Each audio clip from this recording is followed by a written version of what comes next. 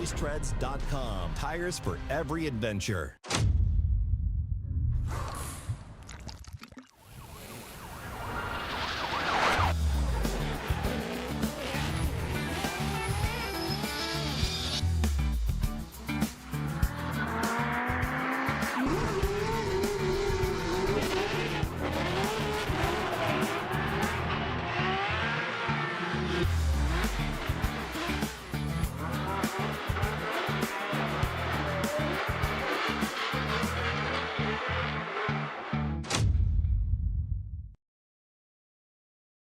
ECU, let's get it. We got the spiciest K-Series built. Supercharged Ford Eliminator engine. Oh, good old SR20. Blink monsoons. So rowdy. Naturally aspirated, 1,000 horsepower, LS-based engine. And then we're gonna add nitrous on top of it. Running an S54 controlled by Link ECU.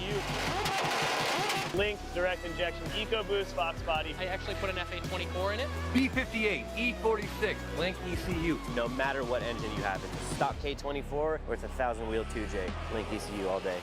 Welcome back to the streets of Long Beach. Once again, here we are. Cars are staged, the flags are waving, the umbrellas are out, the track is hot, the wind is blowing, and the drivers are ready. He is Chris, the Force, Force! Force ring applying the pressure outside, go free!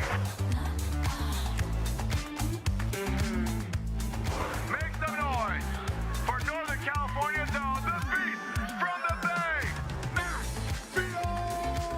Do that outside zone, that Corvette slides it. Oh!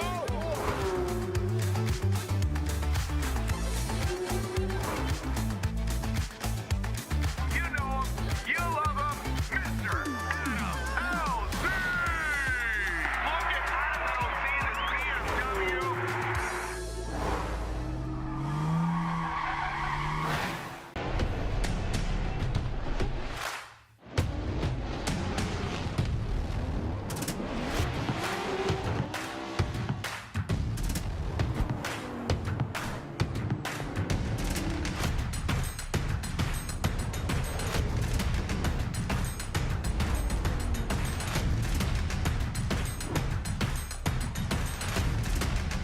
GT Radio. Experience ultra high performance.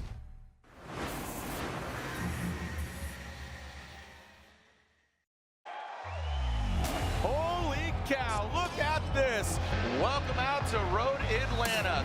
You can't ask for better time than right here, right now. This is the birthplace, the womb, where the red dirt meets the asphalt of this iconic track. And here we are to tear it up once again. Oh, Diego, banging doors. Oh, Atlanta's #1. Oh, the plot thickens here. Whoa, buddy. Oh my gosh. Oh, this car's on fire.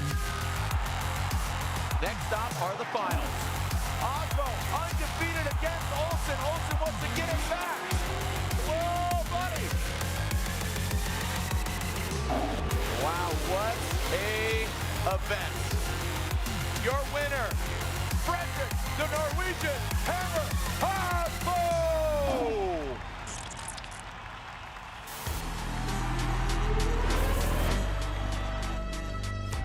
Hello, hello! Knock, knock, who's there? Formula Drift, that's right, baby! We have a beautiful backdrop here. You can see a little rain off in the distance. We are seeing all the microclimates from the grass on the hills, from the sand in the kitty litter, from the red clay of the Atlanta dirt and the asphalt of Road Atlanta. This is round 1 of the Formula Drift Pro Championship. I, myself, Jared Deenda, along with my co-host Matt Sopa, will be your tour guides alongside our 3 judges, Vernon, Brian, and Reese. And down in the hot pits area, our lovely lady, Lorette Nickel. Lorette Nickel will be getting some inside scoops of what's going down, and we are moments away from meeting our top 16 drivers.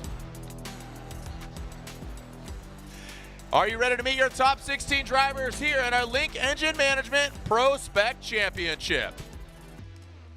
We kick things off with the first car parked. He's entering and currently parked into outside zone 2. Make some noise for him. He is more human than human. He is only Human Rahimi. This gentleman always has a smile on his face. He is an absolutely lovable human being, the SRD Nissan Z. Yeah, that's you. Pink, blue, and ready to party. Make some noise for Cody Buchanan.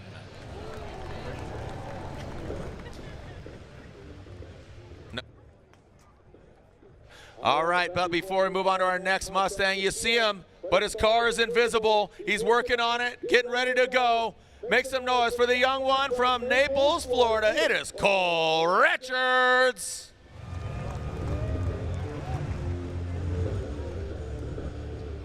Now we move on to the debut of a new car. This car is prepped and ready to rock. You can see the 500 on the door. We'll see if he gets it done here. Make some noise for the Bystrack Racing, Matthew Bystrack.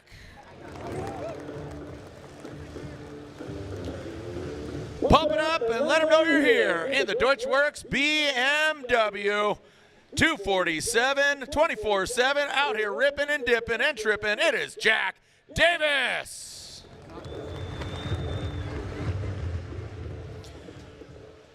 Next, another BMW Bavarian Diet for you in the Yellow Speed Racing BMW. It is Corey Talaska.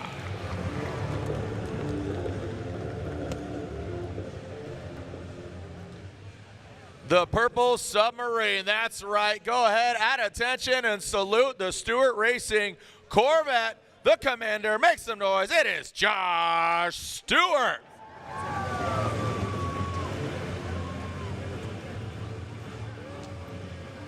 He fought his way to get in here, and here he is in his Nissan Z.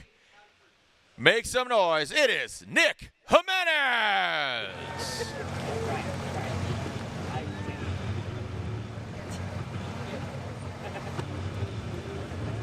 This gentleman does it all from grid life to Formula Drift in his Fitment S chassis. Let him know you're here. To my office right now, Colin Zelensky.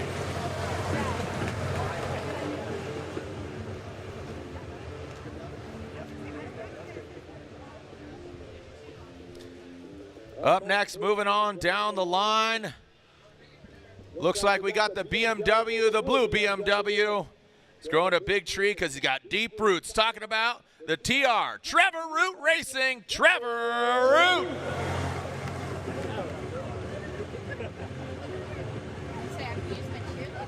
Are you hungry? Well, we're gonna have a little breakfast for dinner. Courtesy of the Donut Media Optima Battery S chassis. Latecomer with the golf cart. GT radial tires on the corners, of course, all the vehicles. Let them know you're here. Adam Knapik.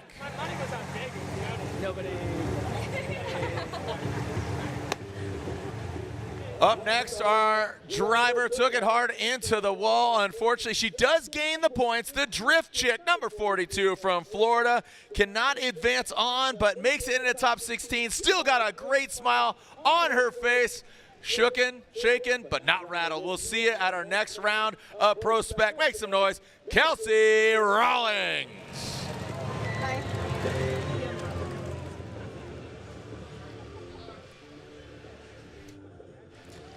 Parked in between another driver with no car. Again, definitely a driver to watch. You see the smile on his face.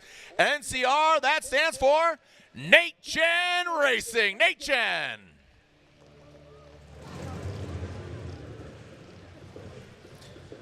Making some history, only 13 years old, wrapping out and rounding out that Sorensen trio. Sister here in PROSPEC, his brother in Pro in that Spider Lockdown performance in Sorensen Motorsports BMW, Cam Sorensen.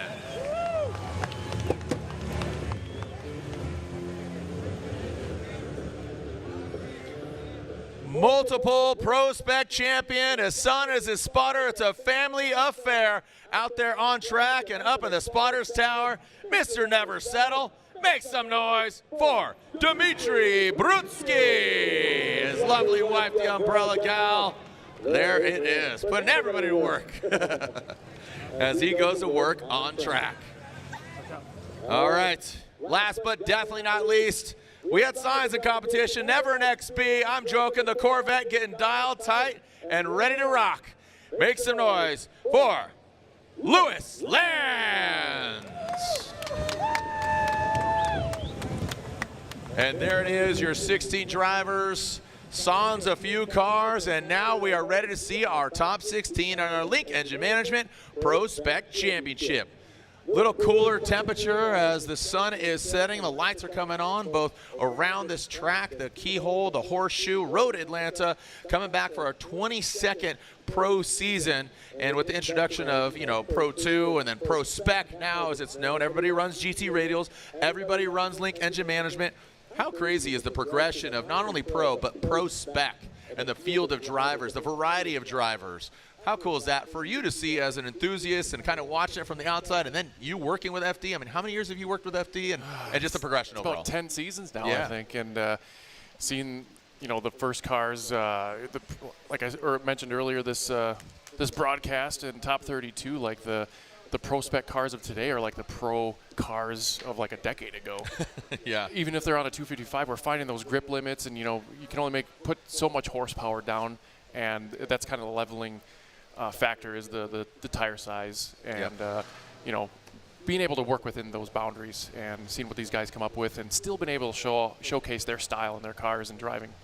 It is very impressive seeing the cars and the variety of cars. You know, back 2004, you know, Hachirokus, S13s, Dodge Vipers, you know, GTOs. We saw a variety of cars, and now, you know, a lot of BMWs, seeing the Corvettes, the Mustangs are amazing, the Toyotas, a lot of different vehicles, different power plants. But talking about the variety, look at this. So Buchanan versus Davis, Knappich versus Sorensen, Weisstrack versus Zielinski, Talaska versus Kelsey Rawlings. Unfortunately, Rawlings is out as Cam Sorensen, 13 years old, give a little shotgun ride to one of the GT radio models. Jumping in, getting ready for battle. Brutsky versus Lance, Cole Richards versus Rahimi, Nate Chen versus Trevor Root, and then Nick Jimenez versus the commander, Josh Stewart. Make their way up the hill, and we are ready to do battle. Yeah, Jared, we were seeing a little sprinkles here before the ceremony, but I think it's held off. But now the grip is up. The grip is up. Grip it, grip it, trip it. Thank you so much, Matt Sopa, for all that you do for the broadcast and over there on the start. And again, we'll introduce Lorette Nickel as needed when we have some heat down on the street. Yeah, I'm glad to be here. It's cool to like broadcast what I think when I'm seeing these guys, you know, throw it down from the start line, and now I get to tell you what I think. Yeah, no, it's great. Again, you know, your Make It Modular company definitely contributes to the sport of drifting. You have Drift Fusion, your Fox Body, you know, shooting Long Beach. You're talking about doing engine swaps and all these different things, man. It's pretty awesome. That's the world I'm in. Coyote swap the world. There's Cam Sorensen making his way back up the hill. Got the media following him up. Man, look at that. Look at that poke out there on the. Oh, I think, is that Kelsey? I think that's Kelsey in front of him. Yeah. I was like, holy cow. Oh man, I feel like the 16, we gotta it's stacked to say. Yes. You put in like a couple words here, like it could be anybody's game, and we always emphasize on how much the ProSpec rounds are weighted. You know, having half the amount as pro, it just matters so much. Yep. Yeah, it is absolutely. All right, there we are. Bring it on in. Again, I'm Jared Dienda. This is Matt Sopa. As we are getting ready right in front of us, introduce our judges. We got Vernon right here. Pan down a little bit right in front there. You got Brian Egger. Say hello to the camera. And last but definitely not least, Reese Marin. Reese, there he is. So handsome. Did you see the Colombian flag down there, Reese? I think it was. I know. What? Oh, that wasn't your flag? What flag was that? Oh, it's a Venezuelan flag. My bad. I bring a flag. I'll put it out there. My bad, dog. My bad. We talked about the Colombian flag. Oh, now he's mad. Now he's mad. I'm sorry. Always get a judge angry. I thought that was your flag. I apologize. I thought that was. All right, Venezuelan flag. My bad. Oops. All right. Well, south of the equator, right? Reese, can we hug it out? No? Okay. No wall hugs for you, Jared. No wall hugs. All right, so we are getting ready. We are getting ready for our top 16. Thank you so much for joining us here, Road Atlanta. And when we come back, we'll see our first battle of our top 16. Don't go anywhere.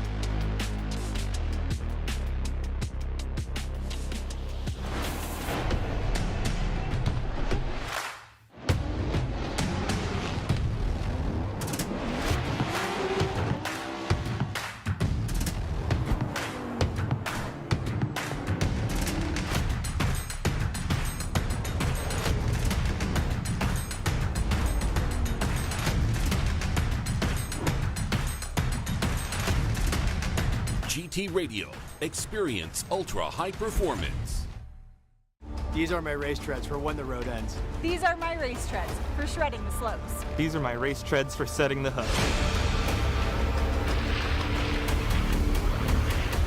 Racetreads.com. Tires for every adventure. Link ECU, let's get it! We got the spiciest K-Series built. Supercharged Ford Eliminator engine. Oh, good old SR20 Blink monsoons. So rowdy. Naturally aspirated, 1,000 horsepower, LS-based engine. And then we're going to add nitrous on top of it. Running an S54 controlled by Link ECU. Link direct injection EcoBoost Fox body. I actually put an FA24 in it. B58, E46, Link ECU. No matter what engine you have, it's stock K24 or it's a 1,000 wheel 2J. Link ECU all day. Looking for what comes next? For that moment when everything finally... 1 minute!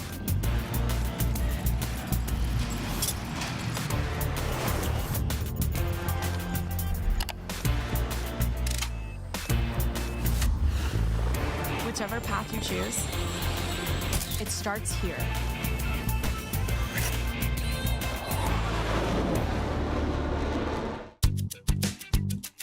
Need a little help? We got help. Need some advice? We got advice. No matter what you need, we have thousands of professional parts people doing their part to make sure you have it. Exceptional customer service. Just one part that makes O'Reilly stand apart. The professional parts people. O'Reilly Auto Parts. BC Forged Wheels. Custom built per order, offering extensive design, finish, and machining options. Strength, style, and precision come standard. Track proven, street ready. BC Forged. Proud sponsor of Formula Drift 2025.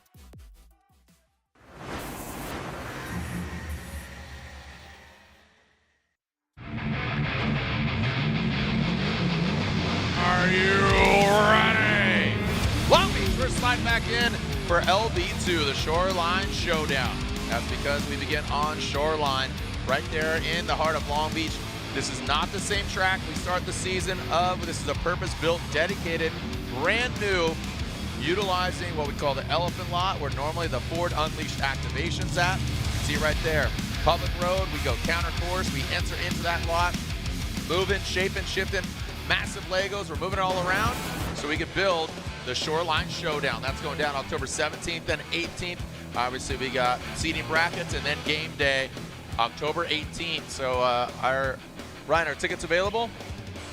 Not yet, not yet. So again, stay tuned, FormulaD.com, and obviously, of course, Formula D on Instagram, and so all the socials.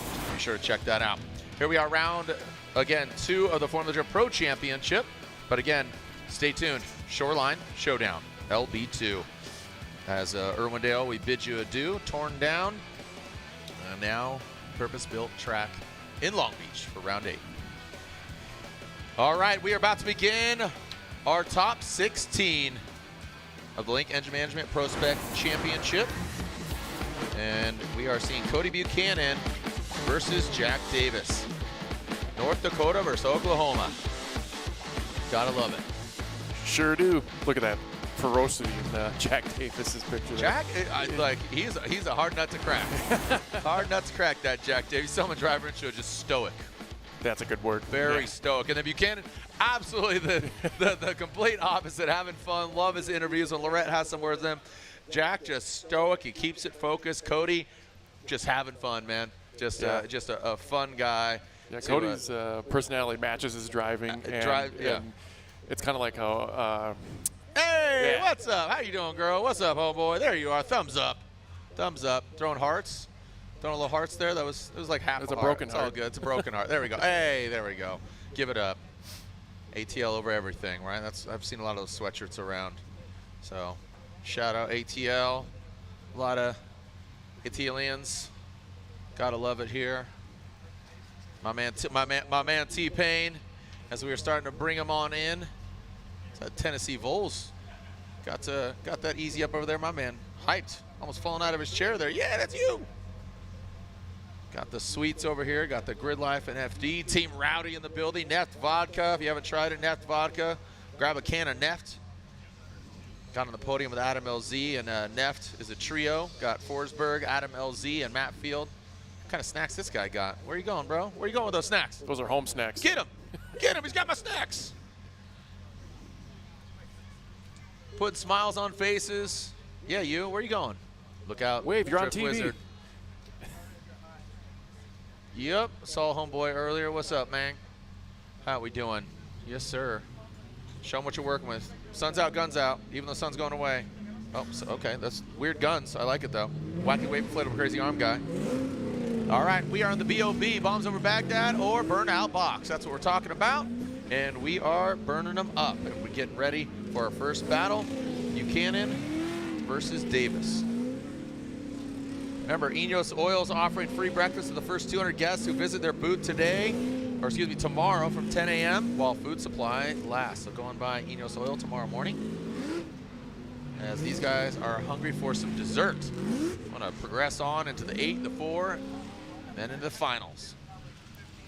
I'm telling you, Nate Chen's one to watch, but I'm concerned that his car wasn't there. There was a few cars missing. Yeah, it's got racing issues here. Cole Richards. Saw my man Pat Gooden. He's up here spotting for Cole Richards. Psyched to see him in the building. Old passionate Pat. And here we go. Cody Buchanan, Jack Davis on the start line. First turn and burn of our top 16. Max on the start line. Thank you to our Formula Drift staff. Thank you to Road Atlanta staff for the hospitality and expediting, cleaning the track, and getting it going. Here we go. Lights are on. Once they extinguish, they could leave the start line. Boom. There we go. All right, out front, Buchanan, Davis in the chase position. Buchanan drops in front, tip to tail, into that first outside zone. Hello. Big initiation, quick little correction. Buchanan flirts with the edge of the track. Now powers up the hill. Good transition for him into outside zone 2. Gonna need to see that overhead. Puts the car where it needs to be in outside zone 3. Now tightening it up. Put another notch in the belt, past that inside clip, and a good fluid run outside of the keyhole. And Buchanan transitions. Again, very tight on the inside clip 1, what becomes 3. Same positions there for Buchanan out front. Yeah, let's just talk about that entry. He used the full course to whip that Z around there. It looked a little more aggressive from our first perspective, but kind of left Jack behind there as they rally up the hill through outer zone 2, and Jack trying to put some pressure on Buchanan here as he left foot brakes through outer zone 3. Perfectly executing that inner clip 1 as they get into the touch and go, and Jack kind of cuts the corner there, doing a little yard work through the keyhole there as they transition through the last inner clip there, and a little too tight. We want only the front 2 tires going through that box there, painted on the ground for him. So Jack now gets the clean air, see what he can do in that Deechworks BMW E36 while Buchanan chases in his 350Z. All right, let's see what Jack's got for us in the BMW Buchanan. See if we get a clean start. Yes, we do. Here we go, Jack Davis. Got a lot of Easter egg colors, even though Easter was a couple weeks ago. Love the pastels. And we're gonna crack an egg to make an omelet. Hopefully no fiberglass coming up the hill. There goes Jack, look at that. I mean, just powering up. Whoa! Yeah, I heard you say, right? I saw the same thing. Look at Buchanan. Buchanan sticks it to the door. Leaves Jack just a little bit of room to navigate that BMW. Buchanan jumps back to the side of Davis. Now bringing it across that last inside clip and up the hill. All right. That was exciting. A little uh-oh from you, and I saw what you saw. I saw it like right before it happened. I was like, it might happen. Not catastrophic at all. Yeah, tail to tip there as they initiate. Buchanan putting the pressure on right away and kind of getting through that line there through the inner clip as they rally up again. Top of the hill. Davis really wide there on the outer zone too, and Buchanan kind of taking advantage of that as they both left foot brake. A little wheel-to-wheel contact there from them, but not Davis isn't wavering at all as Buchanan keeps it in line behind the chase position, continuing to put on the pressure. A little more proximity than Davis had in his chase position, and Davis, again, cutting that inner clip, again, a little too deep. For our liking, he's getting that chase cam by Justin Smash. You can see Buchanan's aggression here as he transitions up the hill. You see how wide Jack got here, and uses the angle to slow his car down, but just a little late, makes that correction going to the outer zone 3. And Buchanan, he could almost went for the pass there, I think, if there was no contact, but we went a little wide. Touch and go was good on Davis's part, and Buchanan just putting on the pressure here. Davis still did a good job. A little too tight on that inner clip 3, like I mentioned earlier, but formidable runs by both drivers. This is how I wanted the top 16 to start. Absolutely. Like, you know, Jack, he put the car in the right place. Buchanan didn't let him run away with it. I liked how he modified and just stuck it right to the door. Coming back down the hill, he adapted really well. Yeah, I think you know, things to take away with Davis's lead run. There was a little bit of a mistake here, and I feel like Buchanan had a lot more pressure throughout the run and less mistakes in his lead position. He did a good job here. They both left foot brake through that outer zone 3, and Davis put on the pressure. But let's just say Buchanan, he was knocking on that door of Davis way more often. Look at that. Look at that proximity difference. And they both cut that also short equally, I would say. Yeah. So that's, you know, tit for tat there. So I think the mistake that Davis had in that lead run might be it. Yeah, we'll see. Just assessing those runs. I really liked, like I said, the word adapt comes to my mind when I saw what Buchanan did in that chase position. You saw him kind of let the line go, and then he just started reeling them in, especially back down that hill. Love what Jack Davis did. Might have gotten overpowered. We'll see. Jack very fluid and very comparable to what we were talking about on the front end of their demeanors. You know, so Jack Davis composed, didn't do anything wild. Cody maybe taking a little bit more risk, and sometimes that pays off, sometimes it doesn't. We'll have to see. Again, Jack very calculated. Here we go. Slide him left or slide him right. Buchanan or Davis. Looks like Buchanan gets 1 vote from Vernon and 2 votes, and it is unanimous. Buchanan gets the victory and advances on. Round of applause for Jack Davis, but Cody Buchanan gets the win and moves on. Congratulations, homeboy. Yeah, I agree with that call. That, you know, without talking to the judges, I feel like that little bit of difference in Jack's lead run they both had, and Buchanan's a little more dominating in the chase position. I feel, you know, just dropped into that pocket. Yeah, and then just kept the pressure on. There wasn't any backing off and surging. But let's get on to our next battle here with Knappich. Love it. Knappich, a vet, and this young generation between the two. Difference. Dad. Love it. Absolutely so cool, man. Love to see. Again, this young blood, we're kind of on like, I'd say like 4.0 of different, driver kind of waves. Yeah. Like I feel like on 4.0. That's okay. I think that's where we're at. All right. And we are seeing Knappich. Yeah, Knappich, he messaged us, said he had a little bit of fire in the pits in our break, and they had to kind of thrash that thing together. That's why it wasn't on the top 16 ceremony. The car wasn't present, but it looks like him and his crew got it back together. And also reverse. Knappich should lead, Cam should chase. That's what we're doing here? So okay. yeah. Thank so you. just FYI. Just want to make sure. But we'll get that sorted very quickly. Looks like Knappich. All right, we'll get him back in the order. So Knappich will lead on his first run. And Cam Sorensen, brother Brandon Sorensen, in his ear, giving him some insight. Knappich in that Donut Optima Batteries S chassis. And here we go, leaving the start. Here we go. Get a clean start from Knappich, ripping on through. Yes. Knappich using all the chorus. So you warrants a yes? You like that? All right. Well, Sopa likes it. Knappich comes through. Sorensen taking a tighter line. Look at, he's slowly inching his way up to Knappich. Knappich gets to the outside zone, a little fireball. There's a little tire fire on that back right. We'll see if it extinguishes and keeps on. Cam with a little bit of pressure here. Knappich comes on through. Oh! Knappich, oh boy! Easy boys. Cam Easy. comes through the smoke. So. And Cam looked like, or excuse me, like Knappich, he aired it out on that massive angle. He was doing really, really well, but Knappich didn't get lost in smoke. He's out front. Well, I think Cameron kind of impeded on that transition a little bit. We'll take a closer look here once we get the replay going, but yeah, he had that was exciting. I love when guys are using that whole course. You know, we bought the racetrack, we're using the whole course. You needed to be a little wider there, guys. Come on, let's get a little wider in that clip. But Cameron still staying to the rumble strips, gaining that ground, kind of reeling him in. Knappich's nice, smooth into the outer zone 3. Leaves way early. That's where the tire fire started, and put himself good in the inner clip 2. Awesome. Look at the transition by Cameron there, but let's see if we see any contact. We did see there prior, and then they're kind of impeded. In my most humble opinion, I think that's what kind of threw Adam off course there. Yeah, we'll check it out with Justin Smash chasing there. Real quick, watch Knappich. He goes pretty deep into outside zone 2. Watch how deep he goes. He's on that rumble. Yeah, he had at least a tire or 2 off, but then he came up short there for whatever reason. And he's going back to the future here into touch and go. And you can hear, we'll get a good insight here. Bang. Bang, and then, yeah, he got the door bang and then transition, so, you know. But was there air there or not? From here, it looks like there was.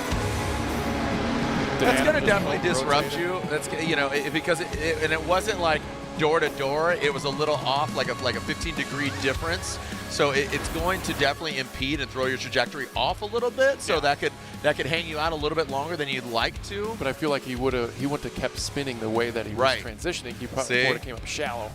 See, we're getting there. We're chewing on it. Yeah, we are getting there. Love this. The spotters just to our right. Got a little discussion going on here. We don't see Cameron in the frame here. There might be maybe a competition timeout pending. Yeah, and I think more ultimately, who is at fault? Well, yeah. Also, another thing to see if that was deemed an incomplete run. I think both drivers did complete their run. Yeah, I think they completed. You know, there was a disruption in the force, and everything that we saw after the finish line was moved because they were all discombobulated. There's Cam in the cockpit. A little fidgety right there, rightfully so. Just finding out what happened.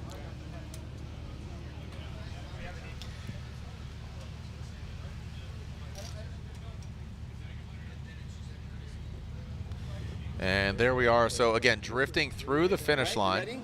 So you string it up. We don't have a mark to do it, so wrap it around that toe strap. All right, so here we are looking. You can get it in there. Just wrap it around that. The Sorensen campus. Do your best to string it up. All right, string it up. You and I are going to be checking whatever corner we need to adjust. We're going to be popping in there and checking. I want, give me some hammers out. Give me some stuff. I don't know if we need a clearance for the wheels. Just prep for that. Been around quite a bit. You're on toes on your other side. Looks like once that 5-minute clock is hit. Other side of the plates. So kind of getting the discussion here, eavesdropping. We have complete runs. We got that tally board cooking. We got contact. Saying Sorensen over Knappich, according to those people down in the pits.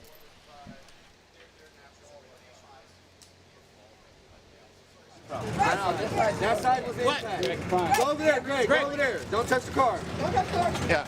Courtesy 5 minutes. So yeah. So they're saying it's a courtesy comp timeout. So Cam. What? For both cars. Thank you. All right. So what side did you impact? The right side, correct? Yes. Okay.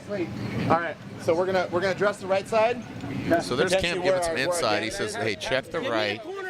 Give me the corner box, guys. Give me this front corner box, please. If the arm's bent, I gotta change it.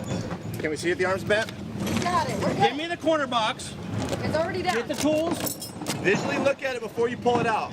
I want shanks out. I want arms out. Mix there. Yeah, yes, chef. We're watching an episode of The Bear right now. All right. Getting a little PTSD down in the pits, man.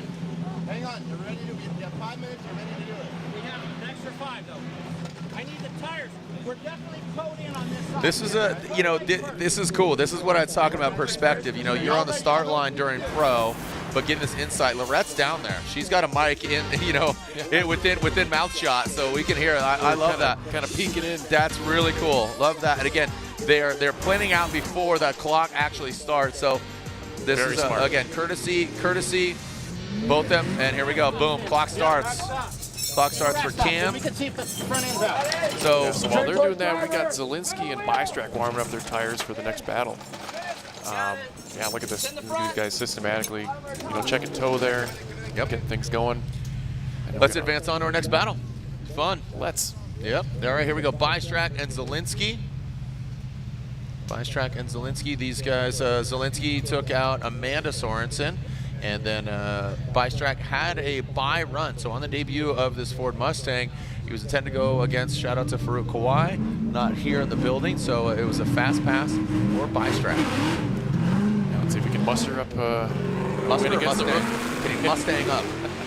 There we go. Pony up, pony boy. Here we go. Bystrack coming down, initiating that first outside zone. Again, keeping it off the rumble strips. Oh, contact. And Zielinski gets involved with the side. Talk about impeding into that transition. And Bystrack looks like he goes to initiate throws. Oh, was that a D-bead? Looks like that back left. But there was, if it was the there back was contact. Yeah, so in this scenario, since there was an incomplete with contact and there's rear damage, they'll be able to change tires on both cars. If it is D-bead, I can't really tell. It sure looked like it, but we'll see. It looked like it was down a rim, but don't quote me on that. Yeah, let's get some insight here from the airforce.com replay. Bystrack did a good job there. Zielinski just a bit inside there, impeding on that run. Maybe Matthew didn't like how the car was driving and shut it down. Not too much insight there from Justin, but yeah, that's an interesting turn of events here.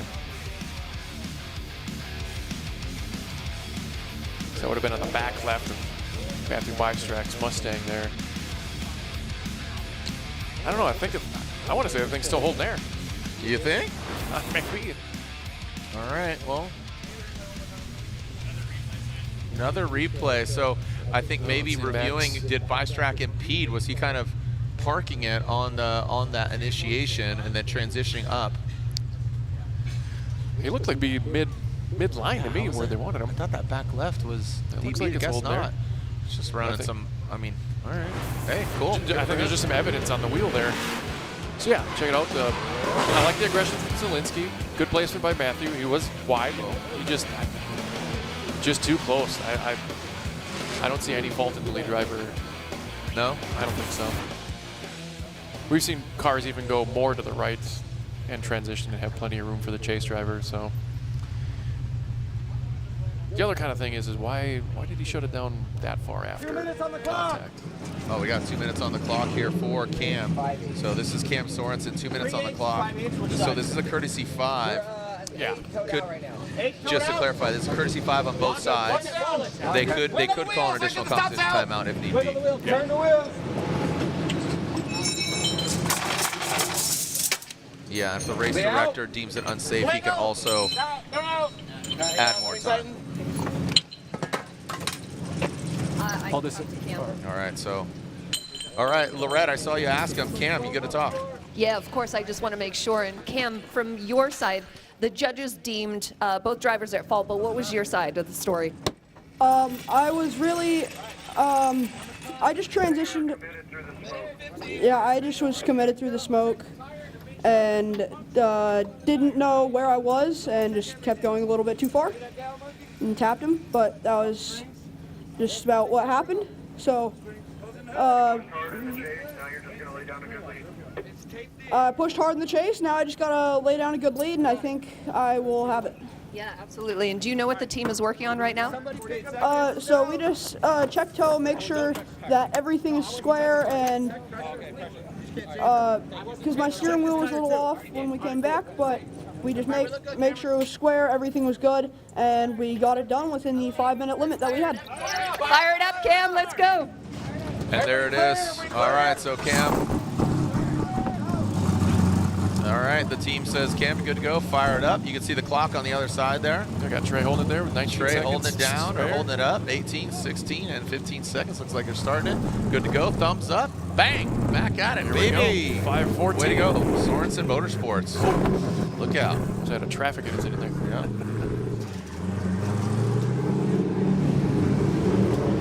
All right, Cam, we have been focused on Cam Sorensen and his team, have not seen on the other side the Knappich team.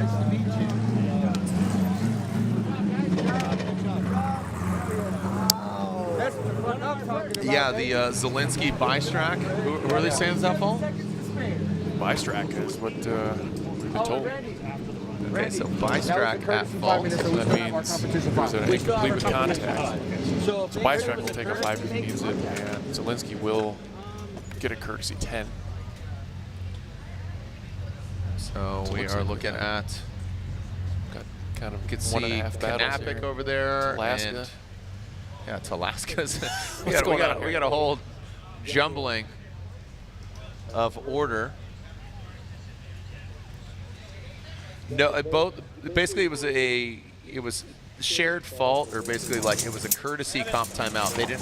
They didn't utilize their comp timeout in regards to the Sorensen Knappich battle. Yeah, and so there's no like fault per se. That's just judged as usual. And here's Zielinski.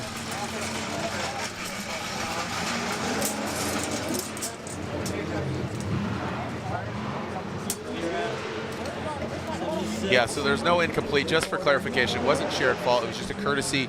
Inspect the cars, make sure they're good, but did not utilize the competition timeout as far as the Knappich Sorensen battle. Right. Just Brian Egger leaned over, says no shared fault, courtesy, check the cars, good.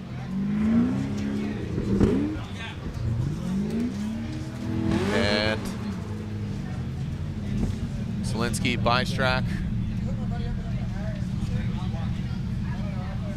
And there What's going on there, Cam? Yeah, Cam is... Can't park there, bud. What is going on? Get some updates here from Lorette. She's giving us some insight there. Yeah, Cameron needs to lead this one now because we're going to be on the second half of this battle. All right, now Cam is leading. Knappich will give chase. Second half of this battle, I'm sure we'll have a replay of this battle.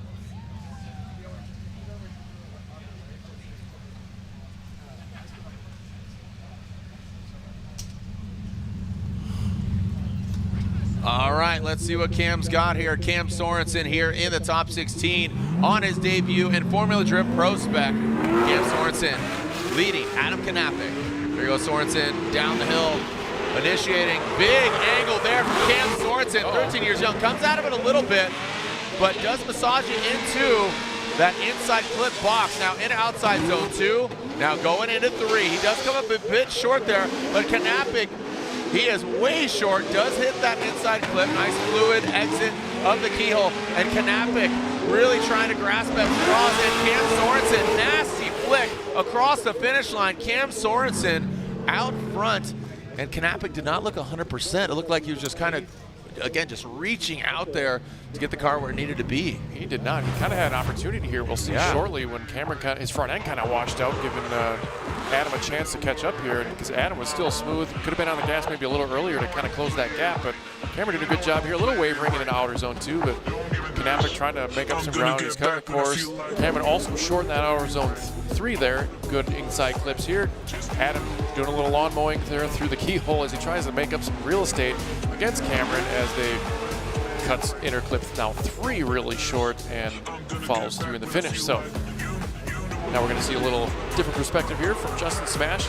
Look at that wide angle, little left foot brake. I think that might have been a cause of why that front end kind of washed out before inner clip 1, but he did pull a little angle on there. Could have been a little deeper in the outer zone 2, to be honest here, and it's also shallow, like we said, in 3 as they get around inner clip 2. Adam just struggling to keep that thing closer to that 13-year-old ProSpec driver here as they round out the last corner through inner clip 3 and back up the hill. So we'll take another look maybe at the first run, maybe a side-by-side, but it's in the judges' hands now, Jared. So Zielinski making some modifications to his car. Again, an update there between the contact, Zielinski and Bystrak. So Cam waits in the wings and Knappich taking a look. So a few battles in between. Here we go. I really like that Knappich entry, but Cameron was sitting there right with him, but he also really cut that short for comparing lead to lead there. Cameron also cut that chase there. That's how he did get that proximity, but it wasn't as obvious as the difference between Knappich's chase and his kind of struggle there. go back to the future, but Cameron doing a good job of mimicking that transition here, and a little bounce there. Knappich barely in frame in the chase compared to the left side of the screen here as they did a little tussling there post-finish and headed back up the hill and had their chance to fix the cars in between these two runs. So let's see what the judges think here as we take a look near the start line.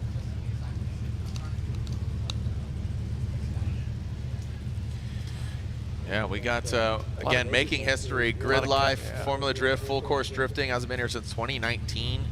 I pulled up the tape of Forsberg doing 150 miles per hour on entry coming down the hill. M45? M56. Oh, yeah, 56, M56, the V8 Nissan M.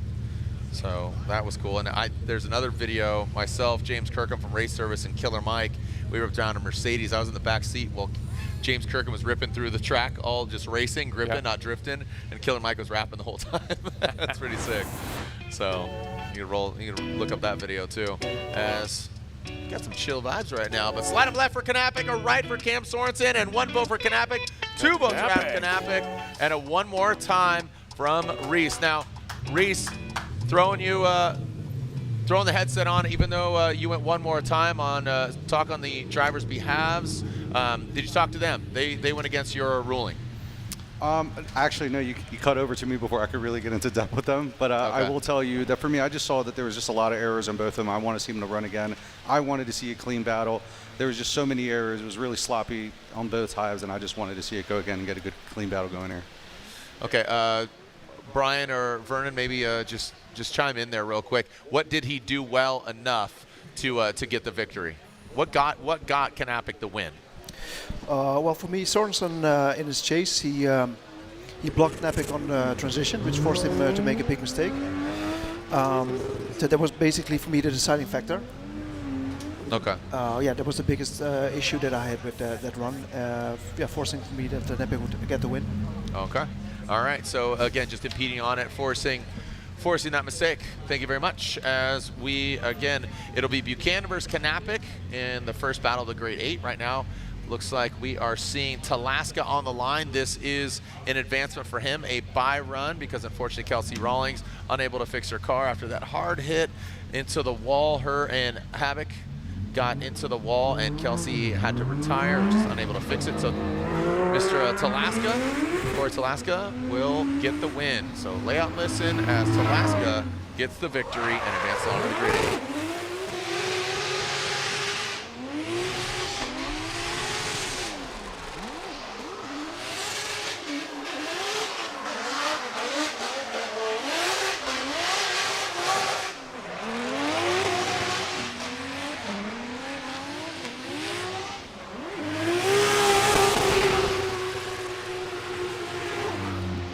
And there it is as Corey roasts them on up to the start finish.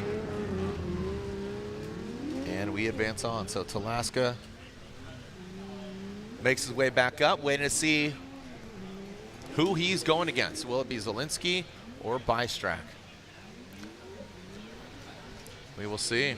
Yeah, and at this point, Bystrak's at a bit of a disadvantage here against Zielinski, the rookie here, as I think we're going to line them back up. I'm not sure where we're at, or we're going to go to the Brutski Lands battle. Oh, yeah. So who was at fault between Bystrak and Zielinski? Bystrak. Bystrak. Yep. Nope, we're advancing on to Brutski and Lands. So the other side of this top 16 bracket. Now we are, again, on the right side of the top 16 bracket. You see some variety in the chassis here. Brutski's got that BMW always dialed. Yep. I'm familiar with it. He's been piloting that Corvette for a few years now, PROSPEC. So coming down the hill. Let's see what Brutski's got for Lance. Brutski initiates. Lance, I know he's working on his car during the driver intro, so hopefully he's got it where it needs to be. He knows who he's going against, and Brutski fills it. Whoa! Lance comes in hot. Almost overshoots it. Going in outside zone 3, gets off course. Brutski stays course and motors back up the hill. So it lands some little corrections here and there, and Brutski with the clean air dials it in. Clean run for him. Hit all the boxes, filled all the zones. Boom. That's how you get it done. Yeah, Lance wasn't even back there. No. And he just whips it in there. Little deep in the inner clip one again here, but he rips up that hill just like ferociously as Lance tries to make up some ground here. Almost overcooks it, stays within course, but has to cut the line severely to get some ground made up against Brudski here as he does a good job of transitioning into that touch and go, and Lance just trying to kind of failure to light the tires back up here, and you can kind of see him come out and drift right before the finish line. So we got some deficits going against Lance in that first run against him. So let's see what he can do out front. He's got a lot of love to win over with the judges here in the lead position, while he's got a ex-champion in his rearview mirror, or former champion, I should say. All right. Here we go. Alternate the order. Lands will be leading. Brudski chasing him down. See how Lands does. He got a little crazy in that chase position against Brudski. I wonder if his fixing had anything to do with that or not. And Lance comes out of that start chicane, plenty of room. Brudski, you can see maybe just dialing it back a little bit. He knows he's got a pretty good advantage. Wonder what his son, who was a spotter, told him. So coming into that second outside zone, that's where Lance now looking a lot more comfortable out front.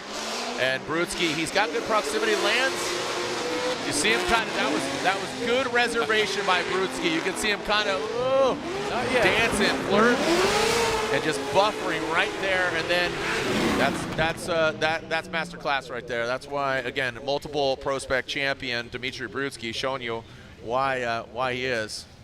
Yeah, there's just something I can't put my finger on, is why that Corvette doesn't seem to be doing what I think Lance wants to. Ripping up. And even in the initiation here, it's kind of like a weird, wonky, entry there, as Brudski's kind of, that temperament going into the outer zone too here, as Lance is, I don't know if it's down on power or what. It kind of takes a weird line here as they go through interclip one. You can see that temperament from Brudski as Lance just touches that touch and go as they bring it back around here. Kind of a weird transition again and cutting that line deep and struggling to kind of keep it in drift, to be honest, until it was too late. So coming from the treetops here, we're dropping in as Lance, you see him again get the initiation. I did like his line in interclip one. It was better than what we've seen lately in outer zone 2 is looking pretty good. Brudski's hanging back there, and then this is kind of where it started falling apart for Lance. It seems like he's trying to it just won't light off for him here as they get through the touch and go, and Brudski's just kind of waiting in the weeds to strike, and here he goes again, and the transition's weird. He kind of front end washes out a little bit, and just struggles to keep the car composed.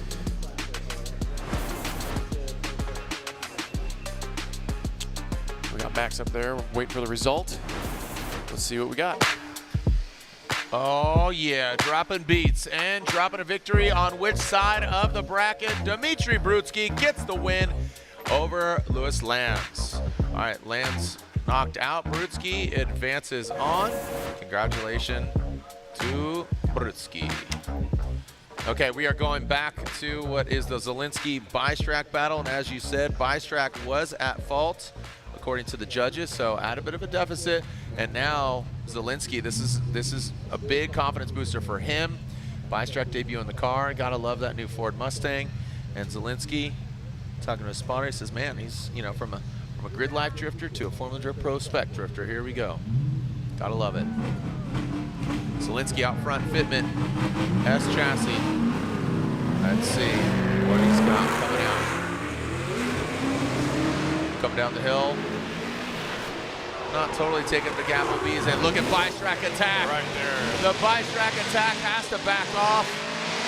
Zielinski kept it consistent. Now Zielinski into outside zone 3. Bystrack car grips up. Oh, Zielinski a wide swing. Does not get back to that inside clip. Now Bystrack being aggressive there. Now comes across. You saw Bystrack flick it around. You got to think, again, I think that's a very respectable debut of that new car, working it out, and love to see it. Yeah, I feel like the temperatures dropped even just between the couple of runs. Very true. I feel like we're, between the gear ratios you got to pick and that keyhole and keeping the tires lit, it's going to be difficult. But Zielinski doing a good job up front. I feel like he wavered it towards the end of the run, but did a good job here. Went way wide, though, and Bystrack did have an opportunity to strike there and close the door on it. Zielinski, but kind of failed on that attempt to keep it close. And Kind of had a weird transition there. Zielinski also transitioned very early in that last corner, which is kind of weird. So let's take another look at it from the top view here as Zielinski. They get nice and close. A little contact there, actually. That might be the crux of Bystrak's situation here in the chase position here as he rings it around here. Maybe that knocked the toe out. Maybe made the car grippier, you know, getting through that keyhole and just trying to ring it around here into the touch and go through, down, back on the hill. See the transition here, nice and tight, but they just too snappy to keep that proximity, I think, in Bystrak's position.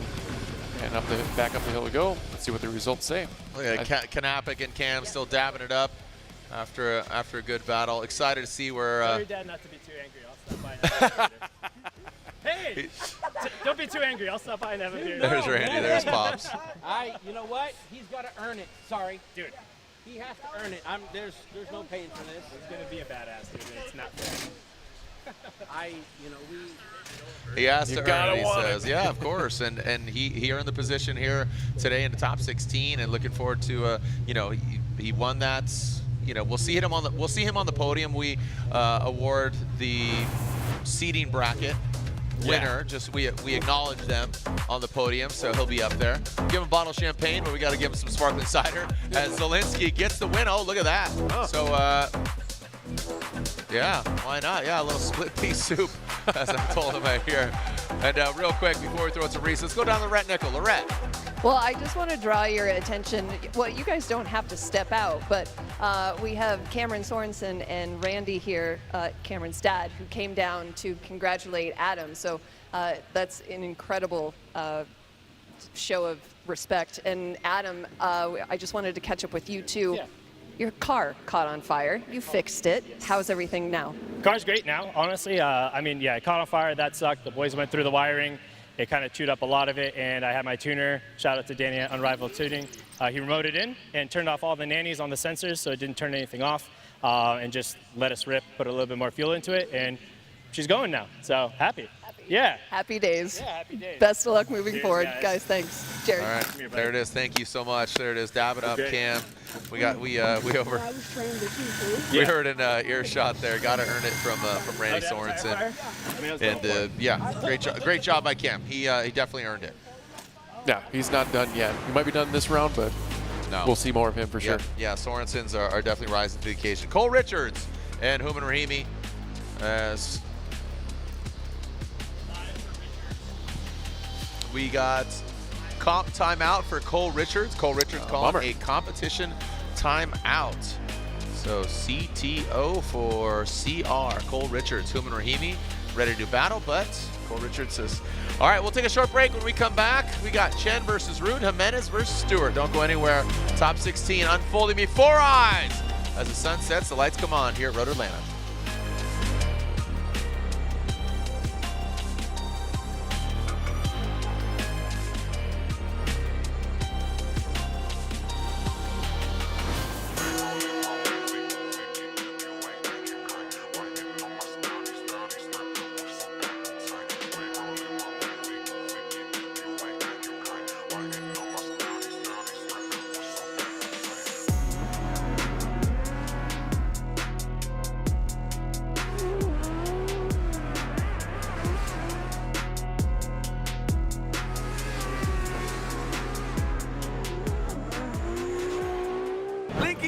Let's get it. We got the spiciest K-Series built. Supercharged Ford Eliminator engine. Oh, good old SR20. Blink Monsoon is so rowdy. Naturally aspirated, 1,000 horsepower, LS-based engine. And then we're going to add nitrous on top of it. Running an S54 controlled by Link ECU. Link direct injection EcoBoost Fox body. I actually put an FA24 in it. B58, E46, Link ECU. No matter what engine you have, it's stock K24 or it's a 1,000 wheel 2J, Link ECU all day.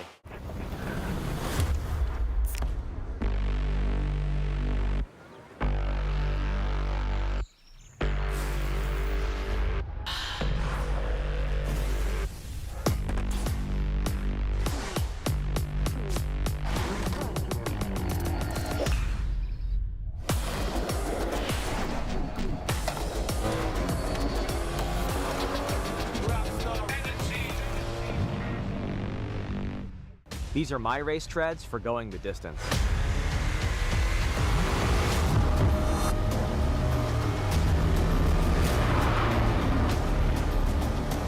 Racetreads.com. Tires for every adventure.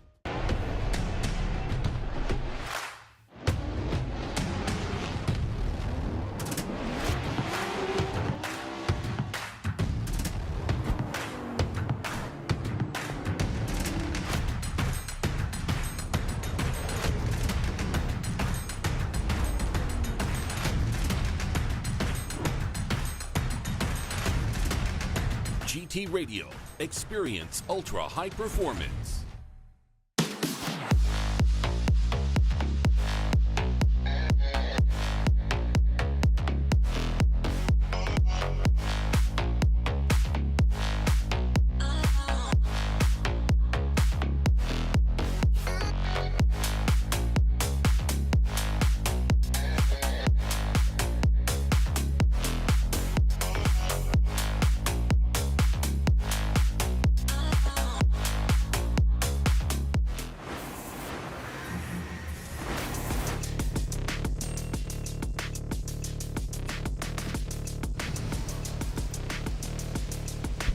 I apologize. I'm over here talking to the young Brutski. He's sitting here juicy fruiting around. Yeah, I know. I'm talking to the young Brutski man right here. Wave to the camera right there, right there, right there. See it? There we go. Yeah, there he is. That's Brutski's son right there. He just did. How'd you do at East End? He won, right? Yeah, dude, got the win. So just talking to him, he's going to do some Lake Erie events and do some East 10, and you're talking about the Gambler events at E-Town. So super stoked for him. Congratulations to him. Dude, what were we doing at 13? Not that. Not drifting. Not drifting. Not ripping. But again, I'm Jared Deenda. This is Matt Sopa, Lorette Nickel down on the ground. Thank you so much for joining us here. We truly appreciate it. Just the progression of the sport. What began 22 years ago in 2004 has absolutely progressed. It just bears repeating. I'm so thankful for each and every one of you, and I know a lot of the team is. So on behalf of the whole Formula Drift team, driver, staff, team sponsors, all of it, it's pretty amazing, dude. So awesome. Yeah, not a bad seat in this house. That's no, for sure. That's what's cool. My buddy Jeremy Bay, who I've known, he's rides snowboards, and now he builds amazing cars, 1945 Speed and Custom in Troy, New York. He'd never been here. He walks in, he's like, dude, I didn't realize the elevation was. I said, go under the bridge. And he comes up here, when you go down under, and you see the elevation. So there's a lot. So speaking of elevation, who's going to rise to the occasion? Nate Chen, Trevor Root. Here comes Chen down the hill. Wonder why his car was a driver's introduction. We'll see if he is still on prowess. There he is. He comes in very tight to that inside clip, coming up to outside zone 2.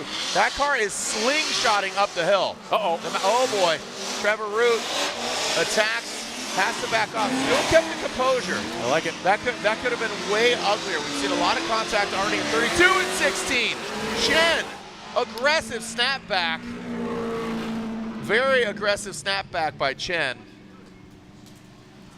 But Trevor kept it backed off just a little bit. I gotta hand it to both drivers. I feel like Chen was trying to almost overdrive himself there, but look at that entry by both of them and the proximity with Root here. I really like the transition here, but that machine that Chen's got, just a rocket shit up through the outer zone 2. A little left foot brake in here as Root does a great job there adjusting to that changing of conditions in the lead run. That's going to be a little dinger on Nate Chen there in his lead run as we get through down the hill. And look at this transition back snappy. Root does a good job of matching that, as quick as it happened. He matched it pretty well there. Now let's get Root out front and see if he can better that lead and see how well Chen can chase him. There's the stats, there's the numbers. Couple of East Coast boys. VA in Connecticut. Like I said, Nate Chen has learned a lot over the years, man. Coming in hot, coming into the drifting world, and just progressing as well. Here comes Trevor Root, initiates into the outside zone. Ooh, you saw the car grip up and shoot out. Came out of the hole and gripped up. Now in his outside zone 2, Nate Chen. Like I said, he slingshots. You don't want to slingshot into the side of that BMW, though. Chen looks like he bangs on the door a little bit. That front left is tapping into Trevor Root. Now coming back down the hill. There goes Root. Chen kind of reinitiates. Oh, buddy. Great drive. This is a good run here. Yeah. Loved it, because I feel like Trevor could trust it, chasing down Chen, and then Trevor threw it out there, and Chen just seems to have like a good spirit, you know, like right now, I feel like he's having a lot of fun. He's doing these Appalachia events. He's making, let's just call it as making mistakes, but he's learning from those. That's called education. I like Root's attempt here. I think it needed to be about 10 feet later. He would have nailed that. That's the one thing I had to take away from the lead run. Did a good job here, drawing a nice smooth arc. Filled this zone out smoother than Chen did on his lead, but Chen was also right there with him, banging on his door as he draws a nice arc, getting through that touch and go. As we're running down the hill, then Trevor adds a little more angle. Chen sticking right there with him, and that's where he wanted to be on the inner clip, just a little further away, not digging through the grass. And let's give him a little POV here at the chase. Yeah, that's going to be one little ding on Trevor's lead run, and I want to say it's a little bit less than what Chen had when that big mistake he had in outer zone 3. And I feel like Trevor gave him a good opportunity for Chen to do a good chase here, and Chen did serve that up as well.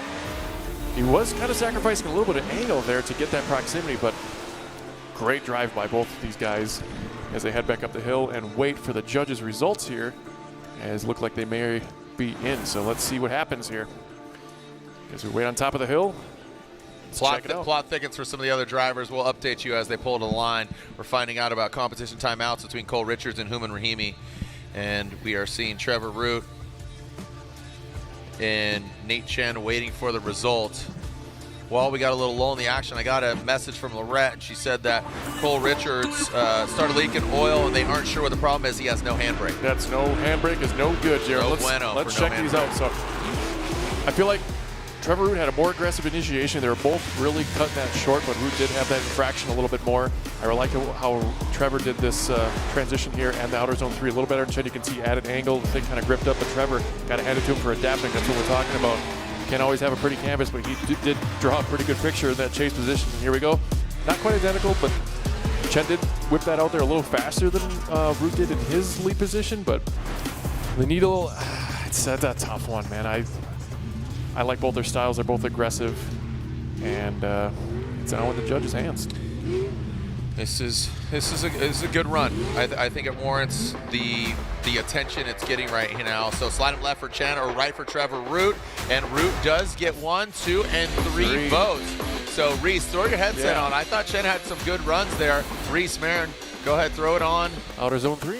I think that was his like nail in the coffin. What got Trevor the win? For me, what got Trevor the win is just that overall, Trevor had a better lead run. He did have some errors, but Lei Chen had more errors in the lead than he did. Didn't really give Trevor the correct opportunity to get into the pocket. There was a lot of errors going into outside zone 3, decelling in the front brakes in places that he shouldn't have, so it really disrupted his line, and it was just a domino effect going all the way down. Again, Trevor wasn't perfect, but he was better than Chen, so that's why Trevor got the win. Okay. Well, there you have it. So Trevor Root gets the win. I like Chen's driving. I think he's just got a different spirit to him. Yeah, that wow factor. I mean, we both felt it. Him coming up that hill in outer zone 2 was fantastic. Yep. So take that out of the scenario. Even though he lost, I think he's winning. So Cole Richards, like I said, Lorette just told us he has no handbrake. Yeah, let's see how this is very, very precarious going in. And, you know, we saw this earlier with Colette Davis. Oh, he is throwing some gangster angle here. So throws it in, it fights back, and now he whips it on in once again into second outside zone. How is this going to go?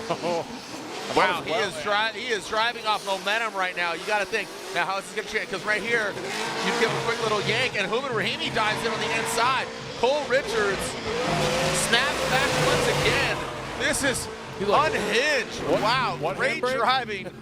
Minus... You know, this is where it gets a little sketchy when he's in the chase. That was great, but now going to the chase, you got to maybe massage it. But even if we didn't know that he would not have known. We would have known. I feel like I don't know if Rahimi was sleeping on that information and took it for granted, but he was kind of inconsistent in the chase from what I've seen here in the live show. But let's take a look here as they get out of outer zone 3. Richards putting that car exactly right, maybe even a little contact there between the touch and go. That might have been the reason why Rahimi kind of cut the corner there in the keyhole. They whip it around here. And Cole, very shallow, not only when he was coming down the hill through that inner clip 1, but also 3, cutting the line there pretty severely. That's going to be a couple infractions, if you will, on the lead position. But got to hand it to him for, having the issues that he had with having no handbrake. That takes a lot of guts to go, almost 100 miles an hour down that hill and whip it. When a problem comes along, you must whip it, Cole Richards. Okay, now Houman Rahimi out front. Cole Richards chasing him down. As we talk about, minus that handbrake. Here comes Rahimi out front. The momentum of Houman Rahimi. Cole Richards just going for it.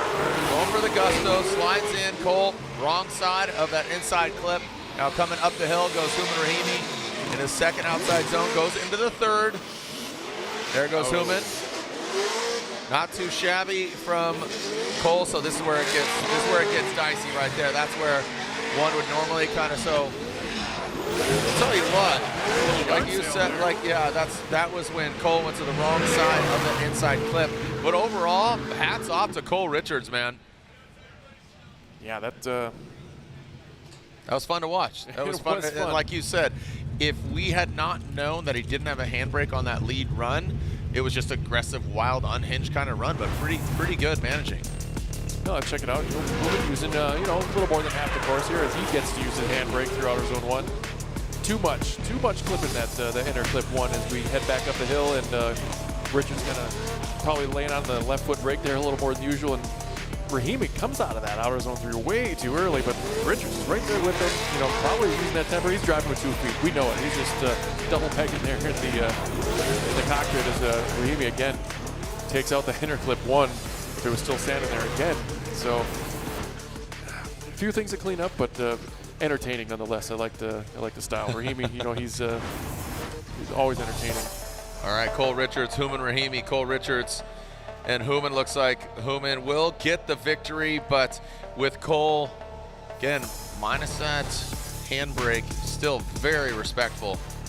Very, very respectful. We'll see you at the next round at E-Town. Yeah, so that'll put Rahimi against Trevor Root in the grade 8. Rahimi, no, Brutsky. Oh, yep, my bad. Rahimi against Brutsky in the grade 8. Trevor Root waits to see if it's Jimenez or Stewart. Our final battle of our Link Engine Management, top 16. And one more battle. So we got Buchanan versus Kanapik, Zielinski versus Talaska, and Brutsky versus Rahimi, and Root versus TBD on the track. A lot of smoke, the smoke lingering like cranberries. Do you have to let it linger? Do you have to?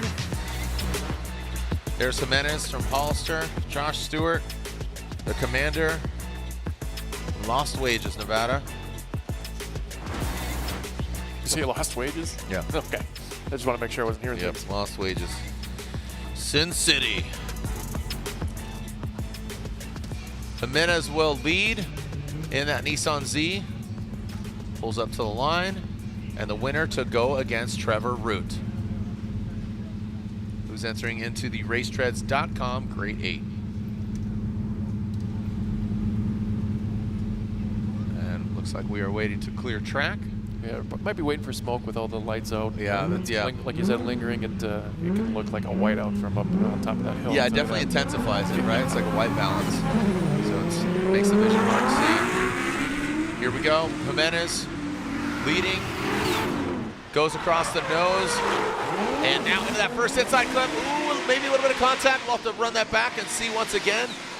Stewart comes now into the second outside zone. Wow. Jimenez comes up shallow. That was almost a perfect storm there with Jimenez coming up shallow. Stewart going long. Now exiting out, bringing it in, and what are they going to do? Here comes Jimenez. Stewart cuts it short. Jimenez keeps it out there. I feel like Stewart had to there.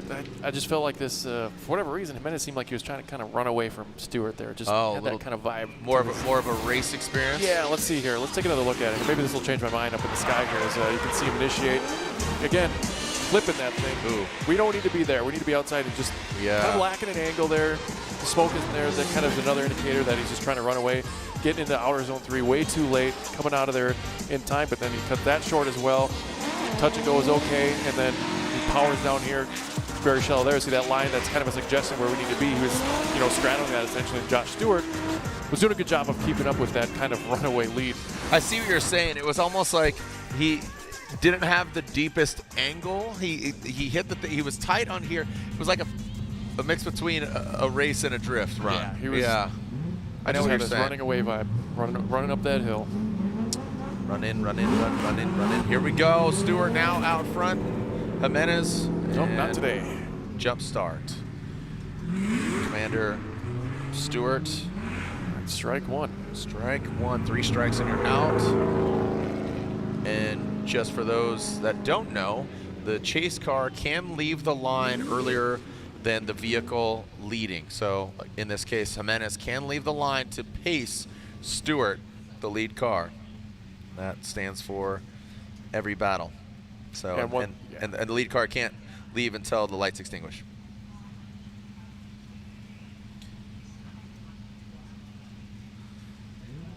All right, lights back on. Lights are back on. Let's mosh pit. Go ahead. Tried so hard, but it doesn't really matter. Here we go. Stewart will leading. Jimenez giving chase, coming down, initiating, dragging it on into that first outside zone. I like where Stewart placed that car. That was good. Jimenez scrambling to get into the outside zone 2. Stewart, you can see a quick little snap to bring it on in. Jimenez, good proximity. Hits the flow zone, exiting out of the keyhole. Hits that little bubble, and Stewart, like we're, oh, buddy, Jimenez overcooks it, gets involved. Little dusted donut there for Jimenez. Now that's what I'm talking. That's the lead run that we Stewart, like to see. Yeah. I loved how, and I'm sure the judges agree, placement on that inside clip. It's not even that the car was like slower per se, but it just, he hung it out there a lot wider. He's hitting that point. That's better than what we've seen so far.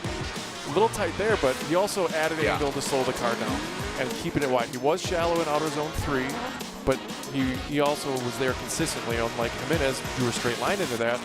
A little deeper in touch and go than he was in this year. He was wide to the right of that suggestion line and kept the car at almost full angle, it looks like, through the drift, and he wasn't trying to like run away from Jimenez.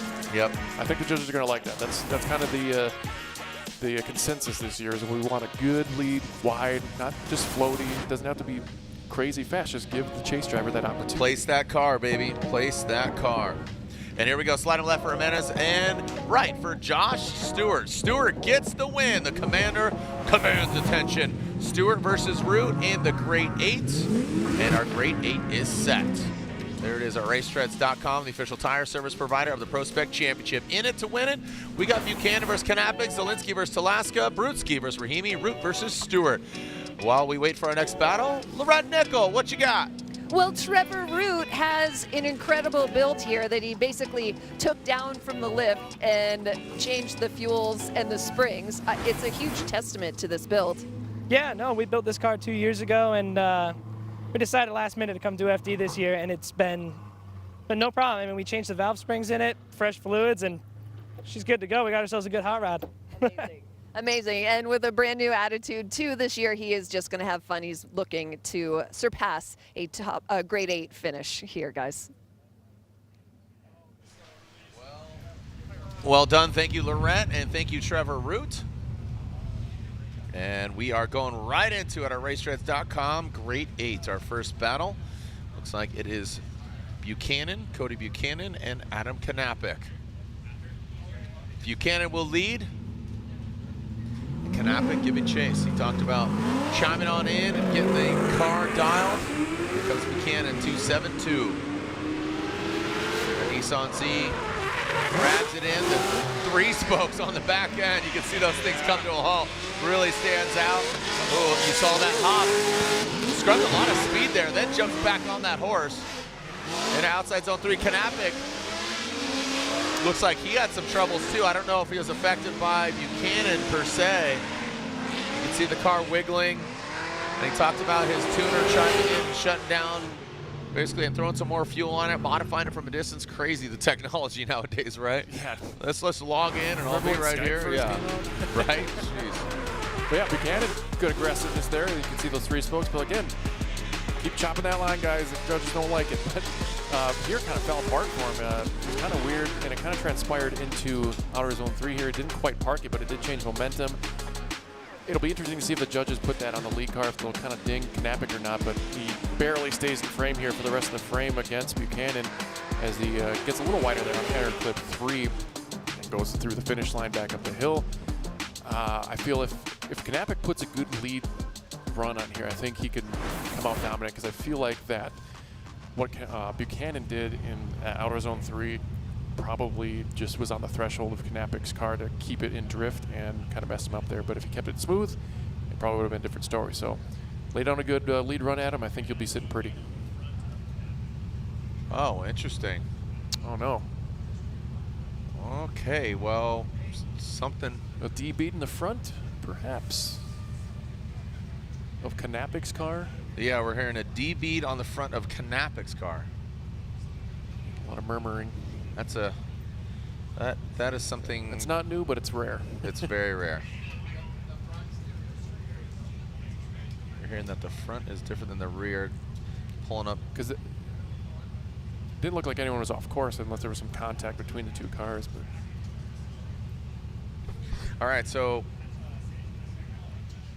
got a spotter Jason over here. We're seeing what's going on exactly. So you can see Knapik on the line, Buchanan. Taking a look at it again. Freeze frame. All right, it's Air Force instant replay. Don't know where it debeated. Yeah, maybe we can spot that out. Let's there was no get contact. Yeah. First battle of the Grade 8. Next up, Zielinski and Talaska. Perutsky, Rahimi, Root, Stewart. Okay.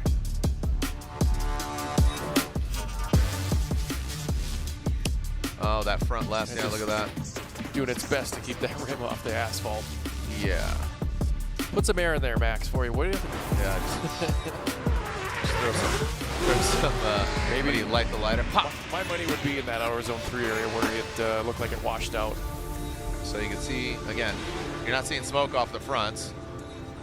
Oh, might have been there, huh? I'm trying to look at the front left. But you know, I've heard, you know, Ryan say fronts are different than rears. Yeah, it seems like it's hard to see if there's there. Oh, yeah. Yeah, so you see him check up. So no contact, just a freak. So that's freak scenario for Knapik. Very interesting scenario here, because if looks like he maybe went to go left foot brake and a debeated, came off. That's wild.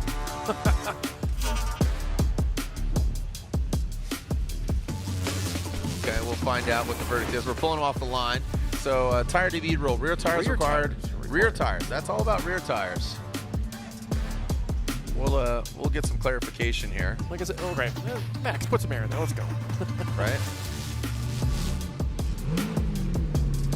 So again, those are rear tires. Tire may be changed in a comp timeout, only allowed if there's contact, and they both need to change if that happens, if that instance happens. But the rears are good in this instance. So, yep. Like I said, not new, but definitely rare.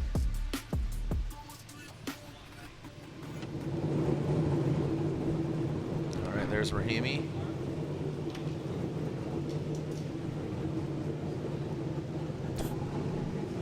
And there is Rahimi. He is on the other side of the bracket. Thumbs up from him. Already suited and booted. Hooman Rahimi, he is just fun guy to watch. Seen him progress over the years, LS Fest and different events over the years. Shout out to Nick Swan and all that. He's got if you're hanging out by Rahimi, he's got a little QR code you can upload like your media to kind of put a collage together for all his fans. Really? Yeah, so Dude, check it out. Yeah, he's having a lot of fun, man. I love Hooman's energy. He's got a lot. When we come back, we'll figure out what's going on here.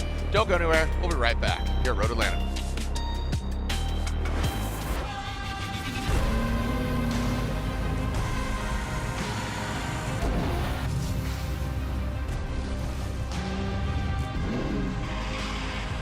Racetreads.com. Tires for every adventure.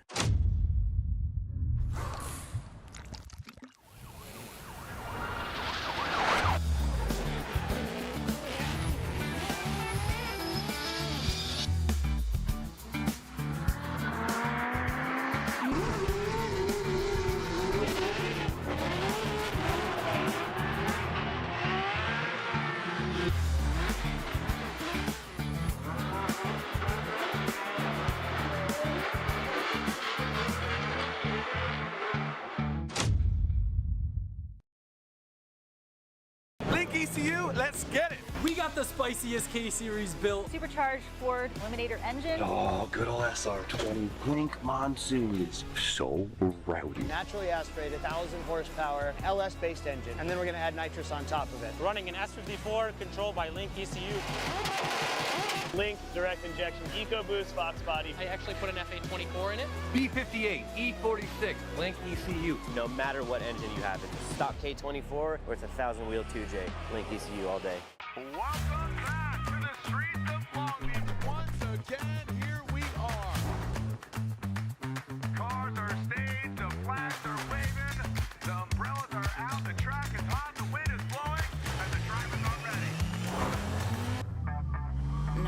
He is Chris the Force Forford! Force ring applying the pressure outside, go free! Make some noise for Northern California zone, the beast from the Bay, Matt Field! Do that first outside zone. That Corvette slides it. Oh!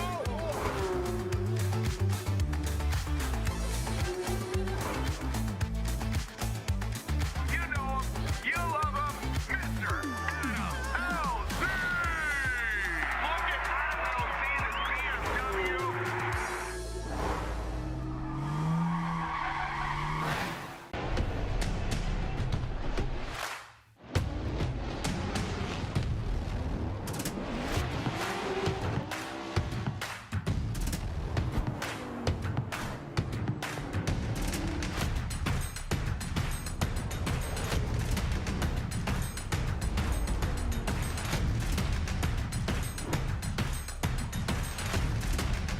GT Radio. Experience ultra high performance.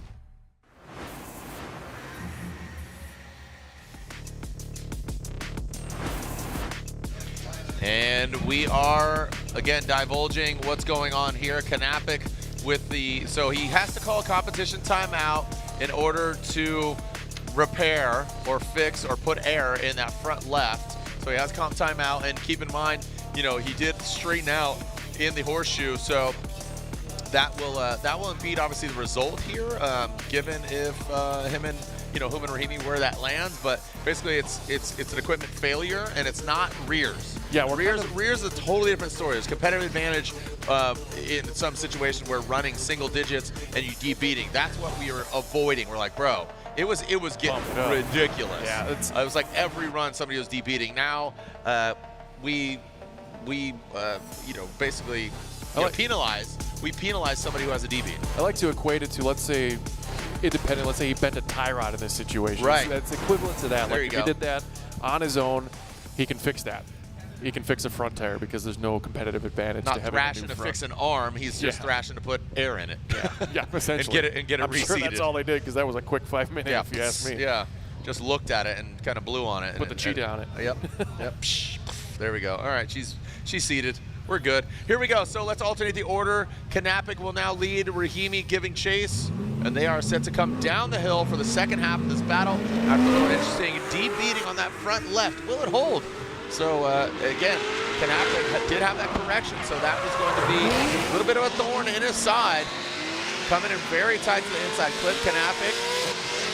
Now, looks like, man, just throw a little air in the tire. He's all gravy, baby. Into, you can see that front clip. Well done by Knappich, Rahimi. Oh, sorry, why did I keep saying Rahimi? My bad. Buchanan. Sorry, Buchanan. The pink Z threw me off. Buchanan.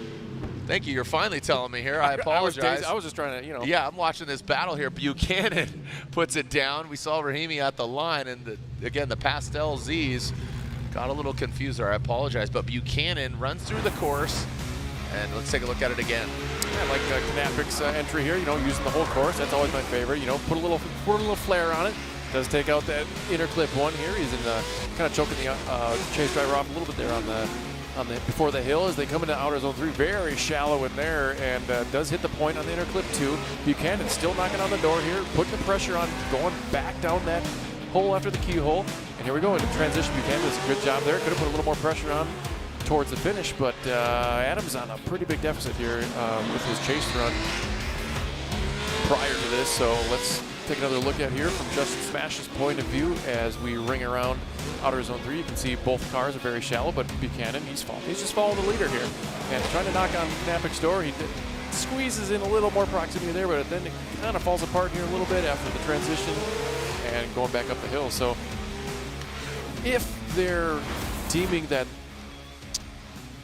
Knapik's chase where he kind of came out of drift there, where that D-beat happened, was an independent fault of his own and not because of Buchanan's lead kind of stalled there a little bit, then I think we know which way it's going to go for the Knapik and Buchanan battle. Yep. So run to win, is that what it says? And here we go. Buchanan gets the win. Cody Buchanan, Knapik. Unfortunately, that mistake in the horseshoe, you know, it wasn't because of the D-beat, but the D-beat had caused the straightening and the correction, and essentially, you know, what would be deemed a correction, and obviously could have been incomplete. But overall, Buchanan gets the victory after a little bit of a flubber right there. Yeah, I think with Knapik's results last year, I think he's pretty happy where he ended up tonight after having mechanical issues and stuff, because his car hasn't really changed much. Just silly little things for Knapik, you know, just the fire, the DB, that it's just never, always seems to have that. But right now, Talaska and Zielinski. And here we go. Zielinski going to be chasing down Talaska in the BMW. Corey, he's a very aggressive driver. Zielinski, a little more kind of calculated, but just as I say that, he drops into formation. Boom, right there. You see a little yank of the handbrake. Zielinski bathing in the smoke. Talaska coming on very, very sideways in that second outside zone. Just barely tiptoes into the third outside zone now, into that inside, and the flowgram. Zielinski dives in on the inside. He does get that proximity, didn't take the proper line. Really well done on that inside clip. Zielinski goes off course, gets blinded by the smoke, and goes off. Yeah, kudos for him to stick and staying with it there on that last corner. That's brave. All right. Love the initiation on both parties here. Zielinski just getting right into formation. He could have been held a little back in the pocket. I think that's where it fell apart a little bit here in the chase as they go up the hill. Talaska doing a great job of that E36, powering up through the outer zone 2 into 3. Needed to be a little bit deeper there, but Zielinski took advantage of that opportunity as they get around into clip 2 into the touch and go. Cuts a little corner there from Zielinski, trying to match that transition here. He does a good job, but he's just a couple, like a car and a half length back as he takes out our outer zone clips and heads back up the hill. Let's see what Zielinski can do out front. Expect good things for both parties in their new roles here as we switch it around. That's a cool perspective. Look at that. Yeah, I like that. Yeah, that's awesome. Smoke lingering, the crew, the staff, the teams. By the way, I think Zielinski could be a relative of the Culkin family. Talking about Kieran Culkin, Macaulay Culkin. He almost looks like he's part. Shout out to Brian Cass. He's like, doesn't he look like Culkin? Yeah, he kind of does. Not gonna lie. Someone mentioned Elijah Wood earlier, but maybe a mix. Yeah, Culkin Wood. And he is Zielinski. He's Colin Zielinski. That's who it is. And he will be, so a little bit of a doppelganger there. Talaska will be chasing him down.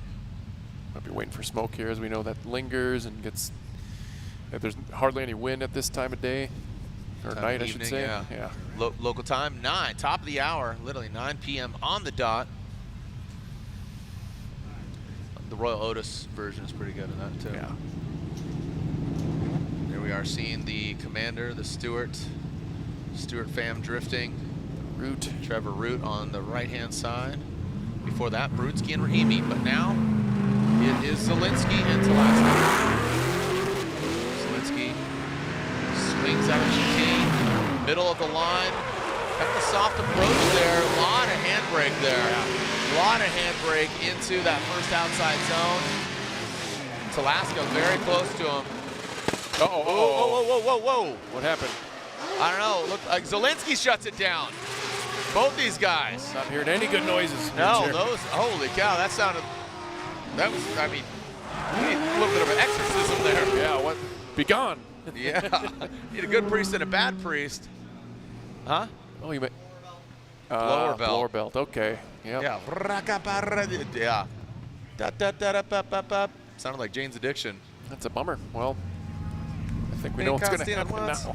When I was 5, So Zielinski blower belt, and with him leading, watch this, Makes sense because he was super shallow out of zone 2, and like not exactly where it happened. Well, maybe a little contact there, but he comes up a little shy in outer zone 2 here. Dips a tire, but then maybe when he got back down here, you heard it go put. Yeah. And boom. Supercharged cars do not like having that supercharger not turning. So no boost, no fun, no tires burned. Talaska's going to go on to the top 4. Yeah, final 4. Is that the fridge? Look at Michael. Yeah, the fridge. The fridge, the ice box, keeping it cold. Get that belt. Look at that stance. Sir. Oh, yeah. It's a cold-hearted snake looking to his eyes. Corey Talaska gets the victory. It's official. It's official. Zielinski losing the blower belt. And Michael Weber found it. And what? And the fridge found it. The fridge. Dad Dude, joke, he's like a truffle hunting dog. He's a blower belt hunting. A little truffle pig. The blower belt box. Just shove it on in there. All right. Ice box. Keeping these belts cool. Yeah, one belt at a time. We are halfway through our grade 8, 2 drivers in, Buchanan and Talaska. On one side of the final 4, Brudski and Rahimi. Two schools of thought, and Human Rahimi. A couple guys in the game for a little bit. Good to see. I can't remember last time I seen these guys battle, to be honest. Yeah, this is a fun one. Yeah, Brudski doing double duty. Unfortunately, he did not make it into the seating brackets yesterday for pro, so this is where he needs to shine. Maybe he can make it on the box. We will see. I think Brudski, he's guaranteed a podium. Or no, not yet. Whoa. Brudski out front. We'll get to that. Here we go. Brudski, Rahimi, initiating into that first outside zone. Coming through very smooth. Rahimi in that chase position. Brudski ripping up. This is what we could talk about, the Brudski slingshot. Boom, right on it. Rahimi being aggressive. He is only Human, but that's exactly what he needs to be. Be him. Be you. I am him. Himothy Shalami.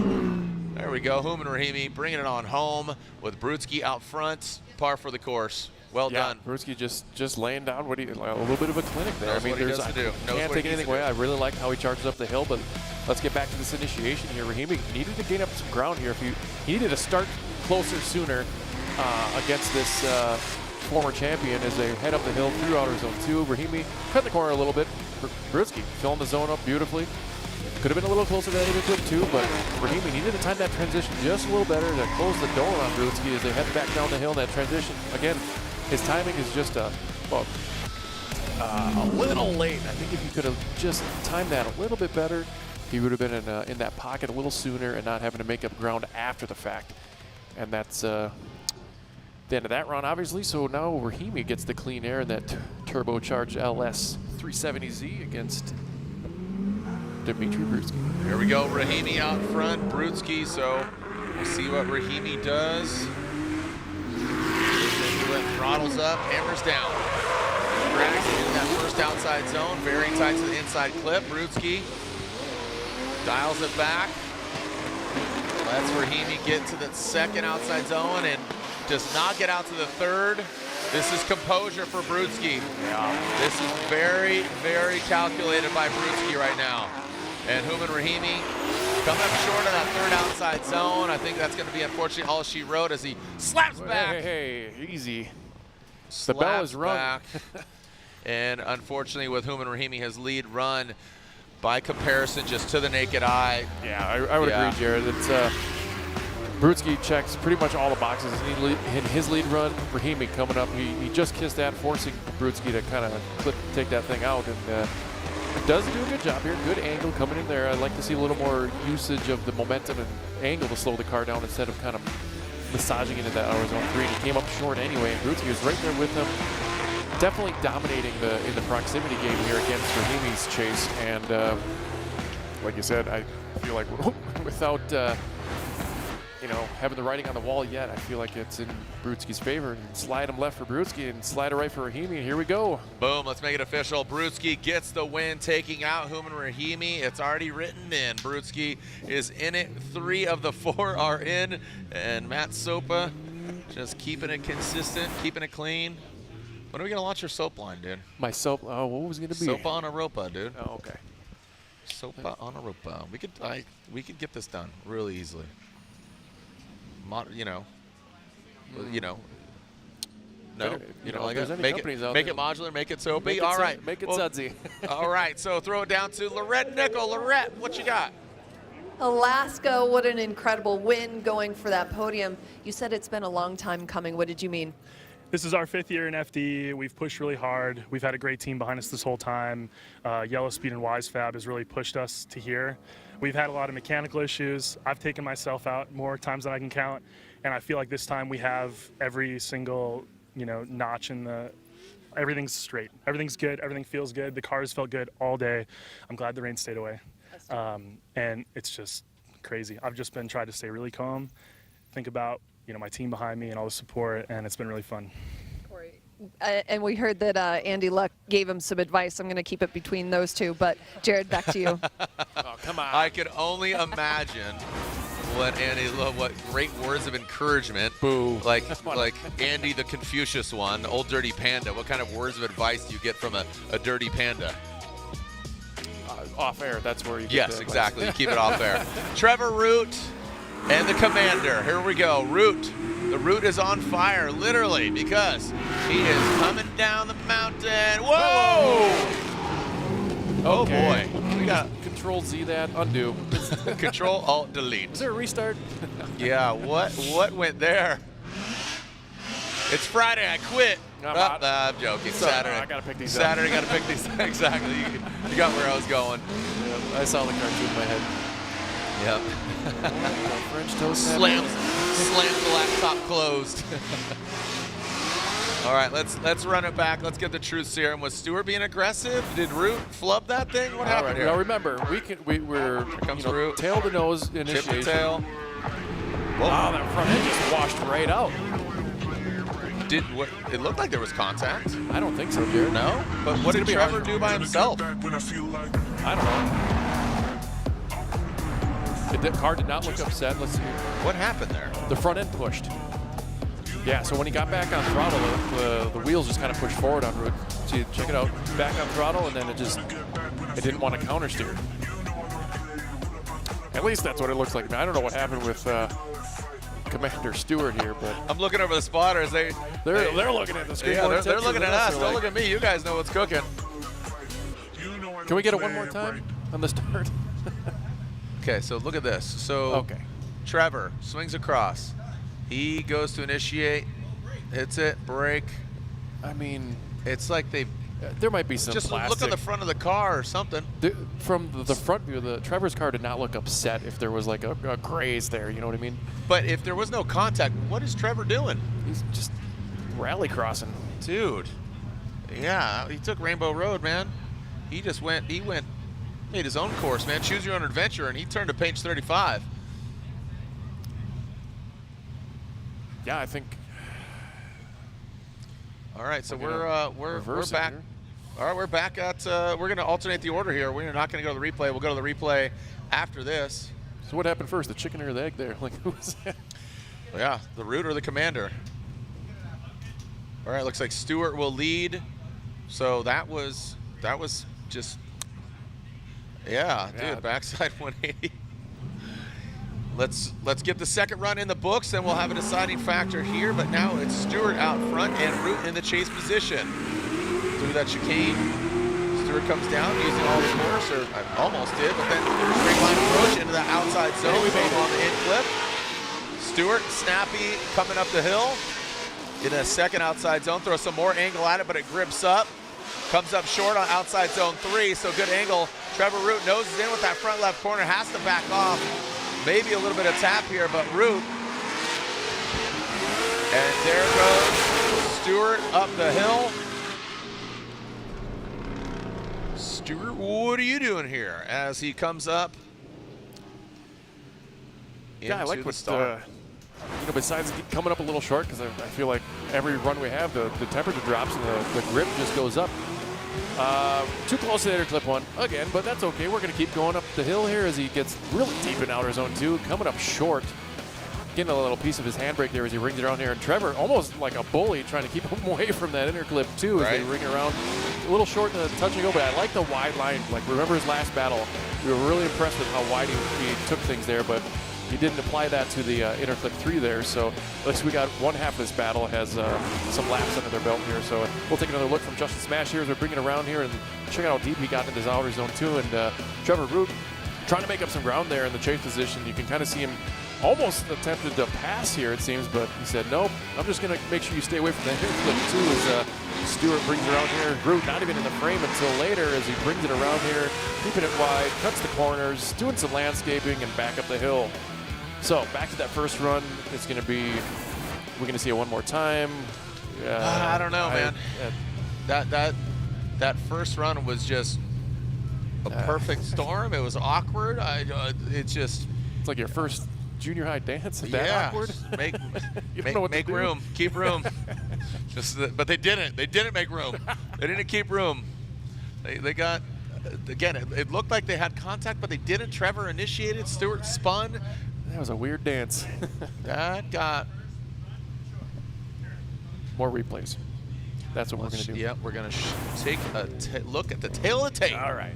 Root or Stewart? Who's going against Brudski in the final 4? Okay, Root's over. Root, initiate, cross the nose. Boom, Stewart. It's almost like he broke when he went in, and Trevor, he just got scared. I think the reason why Stewart kind of did what he didn't see him initiate as aggressively as he thought he was going to, and he kind of had to back out, and that made it maybe over center a bit. Because I don't see Root's car get disrupted. Right, like I mentioned, like the car is already initiating because the red I felt like he was like, "Whoa, what's going on back there?" and like got scared. No, but never look back. Never look back. Never look back. Here's don't look at explosions. Just walk through. Just walk hard. Yeah, unless you watch the other guys. You don't want none of this stuff, Stewart. It's not habit forming. Let the boy watch. As Root and Stewart are waiting to see who's going to go against Brudski. Buchanan and Talaska. So again, 3 of the final 4 drivers are in. Brudski, like I said, is guaranteed. Oh no, excuse me. No, he's not, because Buchanan's ranked number 1. Correct. Talaska is 5th. So no, actually Buchanan is guaranteed a podium. Cool. Let's see what we. Here we go. Slide him left for Root or right for Stewart, and Stewart gets the win. Stewart gets the win unanimously. Can we get some insight here, guys? Yeah, please. Vern, Brian, what do we got? So, Brian, Reese. Reese is out of frame here. Love to hear what you guys say. So, the commander gets the victory. Yes, no, maybe so. All right. And get Reese with the headset on. What happened there, man? And Reese is throwing on the headset. Reese, that was interesting. I saw you talking to Trevor Root's spotter. What happened? So when Trevor was coming down, and actually you can see that he hits the decelerates really hard in the 3-2-1 zone going straight, stuns the momentum all the way down. There's a hit that goes in, completely goes off track, goes into the track left. You can see here, so that's the 3. So and we're already breaking. Stewart's like, whoa. Yeah, not really rotating. And then evidence of that is Root diving in on the inside. Yeah, that was the after effect of that. No, but I'm saying that's to your point, right. Him braking, so he's not dragging, he's not out there, he comes up short. Yeah, I don't know why he stopped driving. I would have just kept on going at that point, but I mean, I don't know what may have happened or what not happened in that. So you didn't consider that an initiation and when they were real close. Okay. No. All right, so there you have it. Thank you, Reese. Final 4 is set.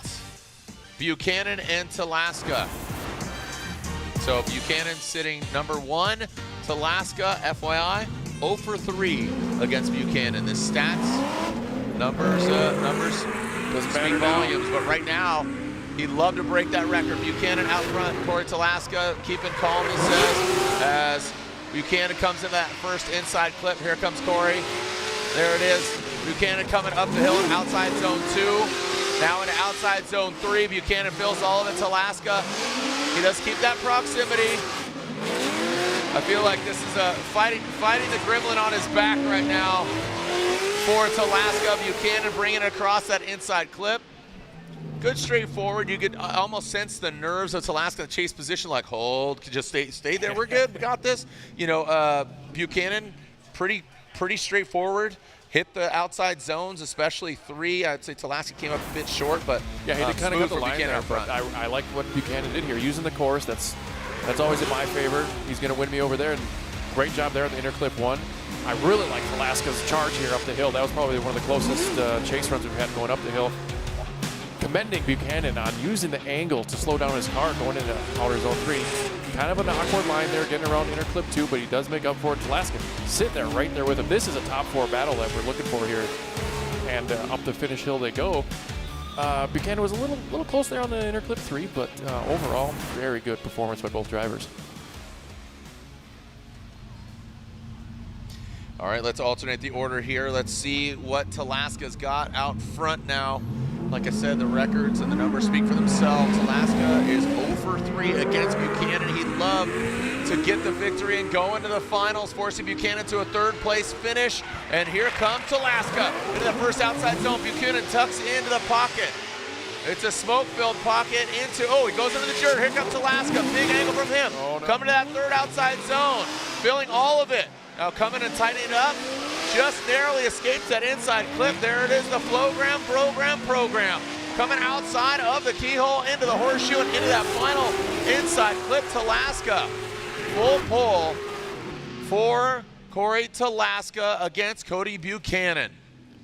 Good run out there. Buchanan kind of fell back a little bit, but placement of the car on both lead runs, good job. Yeah, they both gave a good canvas and paint on that chase run, and I feel like Buchanan just fell a little short in the later half of this chase, but look at that proximity, almost a little contact there, and cutting the course, Buchanan trying to make up that ground. Remember, Talaska was so much closer riding up that hill, and Buchanan trying to make up some ground. Talaska could have been a little deeper in that outer zone 3, but they both had the same proximity going into the 1. Talaska doing a great job of that touch and go, and here comes Buchanan getting kind of left behind there in the smoke and late to the party. Love that. Yeah, best inside clip on 3. Boom, headshot. That was just like, dude, Call of Duty. But Buchanan, that was his Corey best of Duty, dude. And then, I don't know what happened to Buchanan, but better luck. We're seeing a different Talaska, man. You know, Talaska, he is hungry, man. Hungry like the wolf. There it is. He gave Buchanan all the opportunities that Corey, or that Buchanan gave him, and he just kind of fell short in comparison in the chase lead, or the chase Good run. battle here. Who's going to the finals? Talaska or Buchanan? Again, if Buchanan loses, he's automatically in 3rd place. Is it Buchanan or Talaska? Slide him left, slide him right. 1 for Talaska, 2 for Talaska. He has broken the streak. Corey Talaska has taken down Buchanan. He is now 1-for-3, and he is going for the finals. Talaska is going to the finals against either Brutsky or Stewart. And then with that, Buchanan gets 3rd place in PROSPEC because he's our #1 seeded driver. So it's a must-win for Brutsky. He sits 2nd. And Stewart, look how dark it is up top there, man. Again, the lights definitely light up the track. Yeah, I feel like we're in an indie horror film there yeah, for a second. Right. Yeah, absolutely. What was the sticks and the stones? What was the witchcraft? Not witchcraft. You know what I'm talking about. Blair Witch Project. Thank you. We were getting there.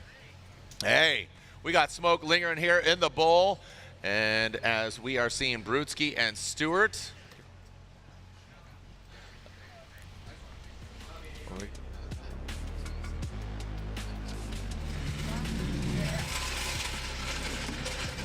Okay, Brutsky and Stewart are up next. Talaska, congratulations to him.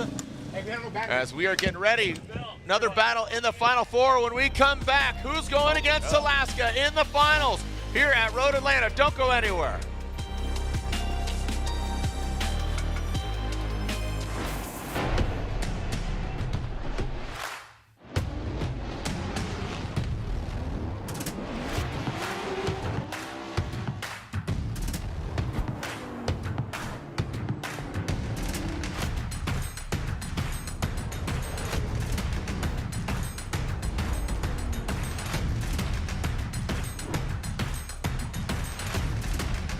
GT Radio. Experience ultra high performance. These are my race treads for when the road ends. These are my race treads for shredding the slopes. These are my race treads for setting the hook. Racetreads.com. Tires for every adventure. Link ECU, let's get it. We got the spiciest K-Series built. Supercharged Ford Eliminator engine. Oh, good old SR20 Blink monsoons. So rowdy. Naturally aspirated, 1,000 horsepower, LS-based engine, and then we're going to add nitrous on top of it. Running an S54 controlled by Link ECU. Link direct injection EcoBoost Fox body. I actually put an FA24 in it. B58, E46, Link ECU. No matter what engine you have, it's a stock K24 or it's a 1,000 wheel 2J. Link ECU all day. Looking for what comes next? For that moment when everything finally... 1 minute!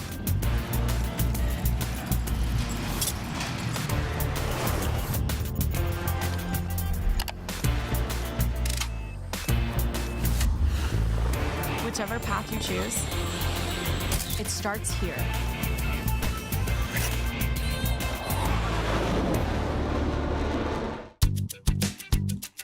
Need a little help? We got help. Need some advice? We got advice. No matter what you need, we have thousands of professional parts people doing their part to make sure you have it. Exceptional customer service. Just one part that makes O'Reilly stand apart. The professional parts people. O'Reilly Auto Parts. BC Forged Wheels, custom built per order, offering extensive design, finish, and machining options. Strength, style, and precision come standard. Track proven, street ready. BC Forged, proud sponsor of Formula Drift 2025.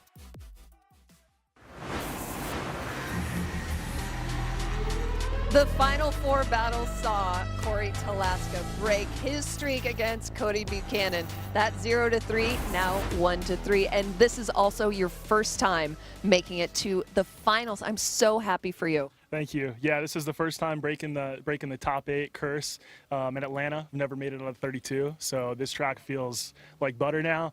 I'm so glad to finally put Cody in his place at least once. That's a good feeling. And now I think I'm just going to have some fun in the finals. That last battle was super fun. I felt like we proved what we can do out here, and just want to do it again.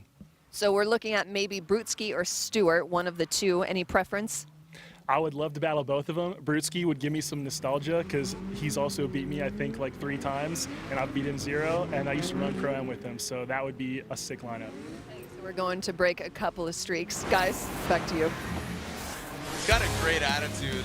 Matt and I are just up here, and just he's taking it. He's taking it on the chin, and he's saying, look, if we're going to do it, we're going to do it big.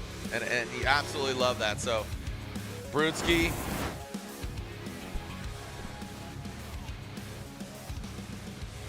And there we go. What's up, brother? He doesn't know where he is right now. Look at this guy. Hey, man, how we doing? Here we go. Brutski and Stewart. This is going to be a fun one. Just knowing Brutski and seeing what he's done. You know, he's a PROSPEC champion multiple times. Going against Stewart, I'd say Stewart got a little bit of a gift there from Brute. He checked him up and threw him off, and he came out unscathed. That's another important one. Here we go, Brutski going in. He just ticks all the boxes, so he's got to do a bit of a trust wall here. Stewart comes into that inside clip. There he goes. Very tight on that. We'd like to see him bring it out more. Into the second outside zone, and then the third.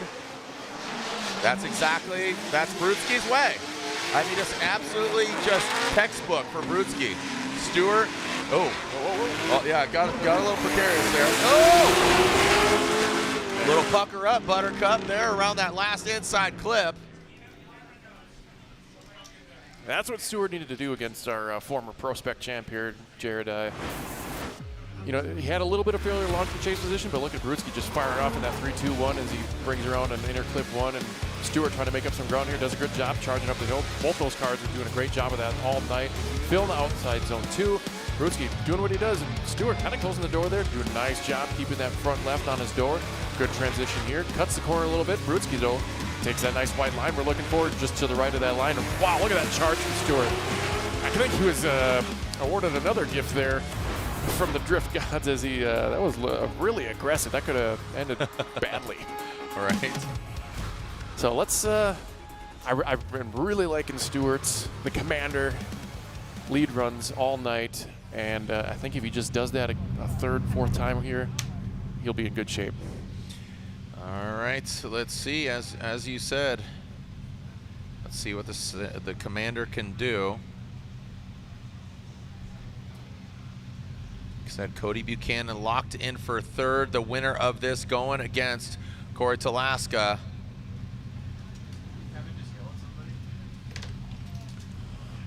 And Stewart will be leading. Brutsky giving chase. It's a must win. The loser sitting outside in fourth place. No carbon fiber trophy for them. I think we're looking at maybe seeing if there was contact on that last corner here. So right now we're getting through the touch and go. See the aggression from Stewart here. And right with the transition through the smoke.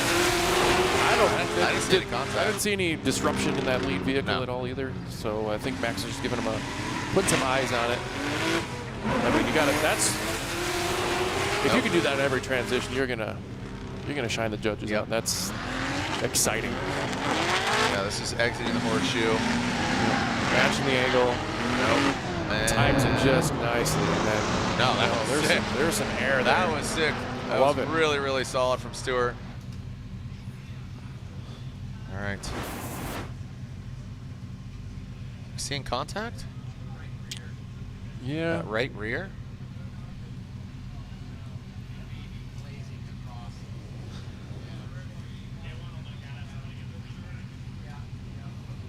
All right, so what's going on here?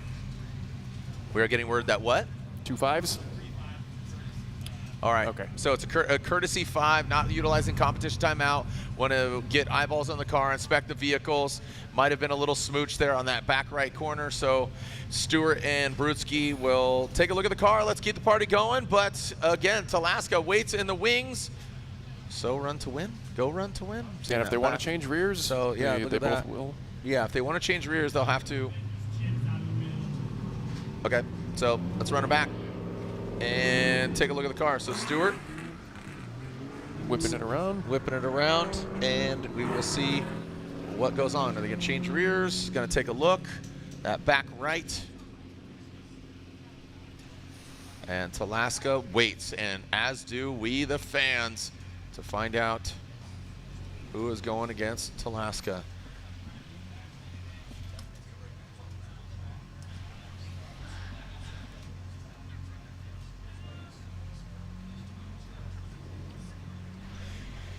Mr. Never Settle. Looks like we are settling to a bit of a lull here.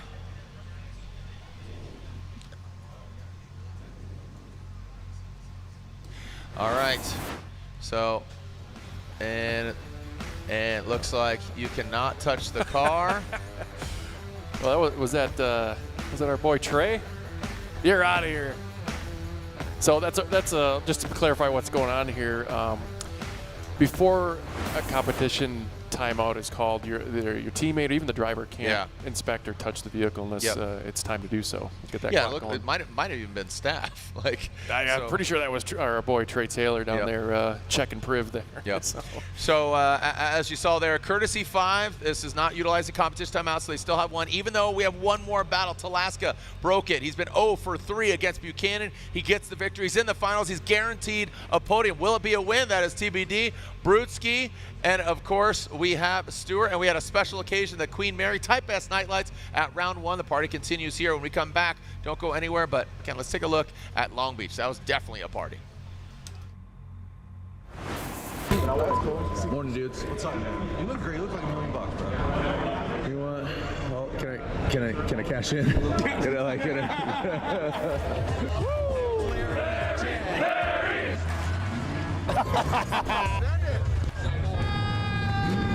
It's coming to my office. Oh, let's send it! Almost made me poop. Welcome back to the streets of Long Beach. Once again, here we are. The Shoreline Showdown is a street right here. It's where the drivers finish on that public road, and that's where we're going to begin.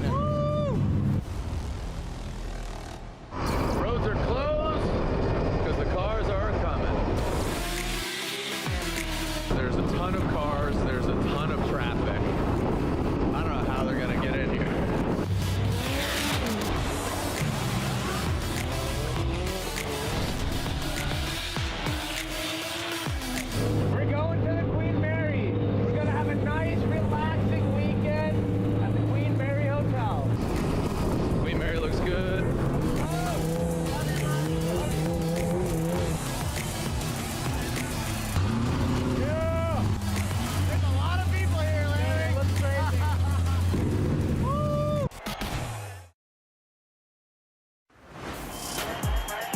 And here it is.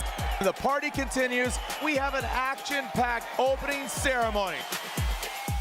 What's really cool about this event, since we have so much history, we've started the Formula Drift Hall of Fame, and now we're going outside of the grid. Larry Chen is getting nominated and inducted into the Hall of Fame. How cool is that? Congratulations, Larry Chen. We're going to wrap out with him, too. It's pretty sick. Today is a pretty special day. Today we are inducting the first ever non-driver to the Hall of Fame. Say hello to the 2025 Formula Drift Hall of Fame inductee, Larry Chen. Dude, congrats. Not only on a great event, but you know, just overall, tight bass, night lights. You're a non-driver in the Hall of Fame. My loyalty is to Formula Drift. You know, it's my home. I started back here in 2006, the first Formula Drift Long Beach, and then 127 events later, I'm here. My life's work is to basically show off the beauty and absolute destruction and the skill and the precision, all of that, through my lens. Very much.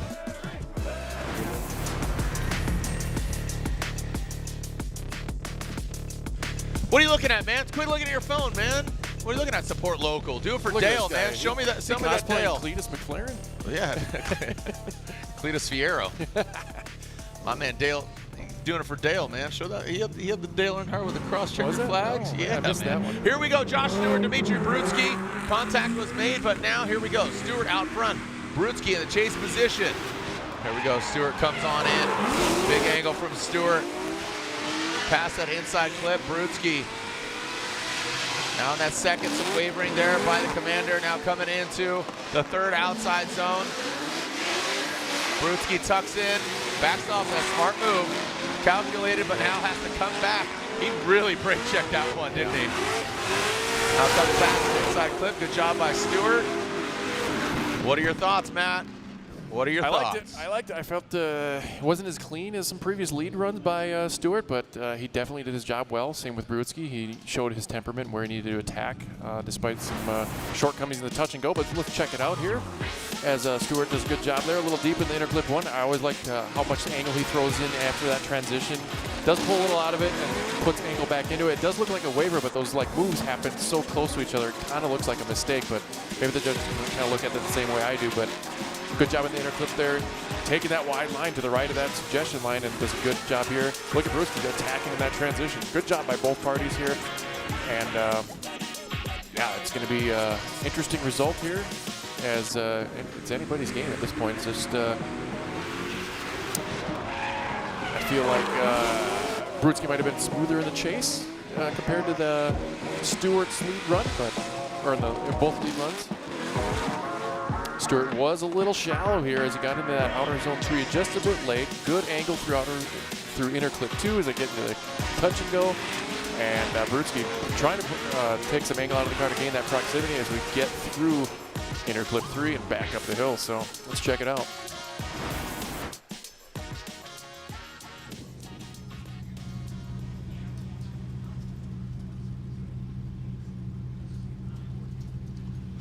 And waiting for the outcome here between Brutsky and Stewart. Side by side again. Side by side, yeah, I think that's warranted. Look at that aggression, though, as from Stewart. He didn't have the proximities he wanted in the chase position like Brutsky had, but you can tell there's a little less wavering from Camp Brutsky as they roll through here on the inner clip 2. Very similar. Stewart a little deeper in that touch and go. Stewart also matching the proximity and that attack, which kind of gives him an edge, in my opinion, in the chase position. That wow or X factor, as we like to call it. You know, it's whether it shines the judges on it or not, that's up to them. But good side by side there from our PC Shine Racing. bright like a diamond. Like a diamond. Is that what you want? Hello, That's a girl's best. Hey, here we go. Slide him left for Brutsky. Slide him right for Stewart. Brutsky gets the win. It's Brutsky in the finals against Talaska. Talaska said, look, I'm 0 for 3 against Brudski. I just took down Buchanan, and I'm going to do it to you too, Brudski. We will see. It's Brudski and Talaska in the finals. Cody Buchanan gets 3rd place. Again, we will acknowledge that of Cam Sorensen for winning the seeding brackets. A great effort there by Stewart, just outside a podium spot. A great effort by Stewart. And again, he should definitely hold his head high. Salute the commander. And just a bit outside. So Cody Buchanan gets 3rd, and it's either Talaska or Brudski get the win, get the points lead. You got to give it to Stewart. You know, it's his sophomore year in FD, going against a former champ like Brudski. Yep. It's up high, give the salute. Fuel and tires, as we can see, Talaska and Brudski. As I said, Buchanan gets the final podium spot. All right. Again, Brudski, one of the all-time winningest PROSPEC drivers. You know, just so accomplished. He's just automatic. Again, they are invested in this. Not just him, but his whole family, his wife, his kids. They are constantly going sideways, never settling. That's their motto. It says something on the back, like "Go for the win" or something. You could see it on the back of the trunk. You can't see it right now. It's literally like where the license plate's at. He has a motto that hasn't been there long, right there. So run to win. So run to win. Look at that. Okay. Speaking of tail ends here, as these guys refresh the cars with some fresh fuel and tires, maybe we'll go down to Lorette here soon and give Brudski a chat. Lorette Nickel down there. Lorette, throw it down to you.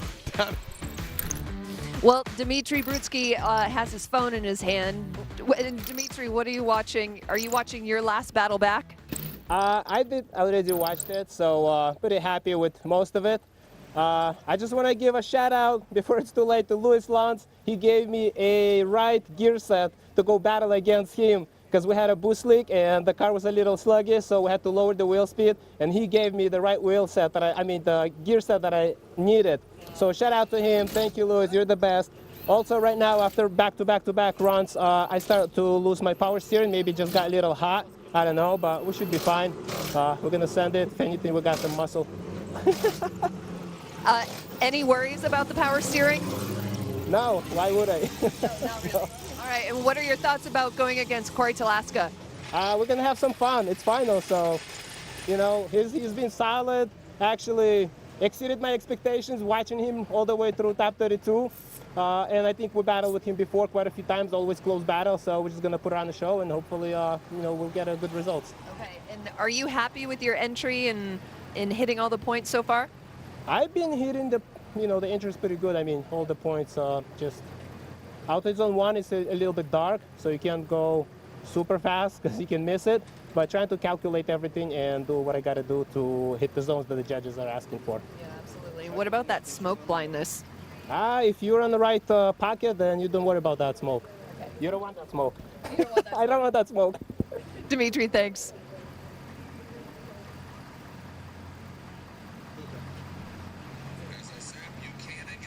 Thanks, Lorette. We got the big energy coming here. Jared's trying to do a little wardrobe change, and we were talking about the refresh in the fuels. Jared's getting a refresh of his threads here as he gets his headset back on. What do you think, Jared? Did not know the drone was going to come in here. I was putting on my sweatshirt here. I appreciate it. Got a little brisk here. But we are excited as, again, finals are coming up here. Don't go anywhere. We got Talaska and Brudski. If you missed Grid Life, we haven't seen full course drift since 2019. So it's exciting to see that back here. Look at this. The train, whoop, whoop, all aboard here at Grid Life Formula Drift event. So as you can see it there, look at that. We're seeing TLO, Forsberg, Odi Bakshis, Chelsea Denofa in his drift Porsche. I think there's one more actually. Nah, I cut the line. Yeah, Matt Field is out there. He's in that C8. So quite a few cars out here. Grid Life, baby. If you didn't check it out tomorrow morning. And the Grid Life Tour continues. But coming up next, the finals are upon us. Who are they going to be? Talaska or Brutski. 1, 2, and then Buchanan in third. Here, round 1 of Link Engine Management ProSpec Championship when we come back.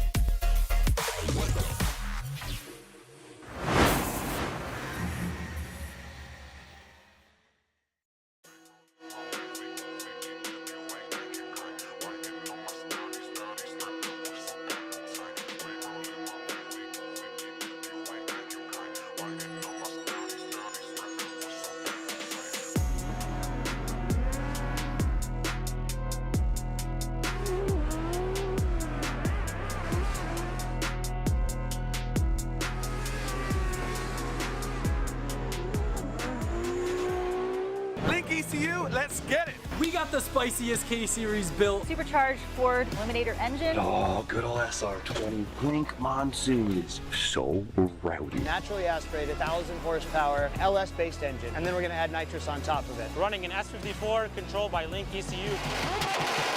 Link direct injection EcoBoost Fox body. I actually put an FA24 in it. B58 E46 Link ECU. No matter what engine you have, it's a stock K24 or it's a 1,000 wheel 2J. Link ECU all day.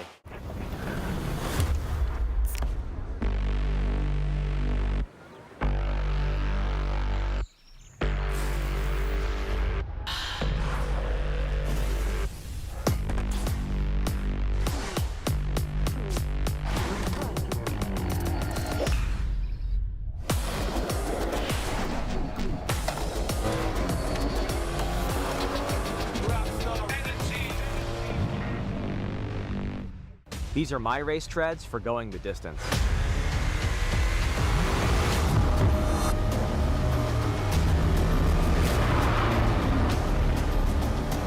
Racetreads.com. Tires for every adventure.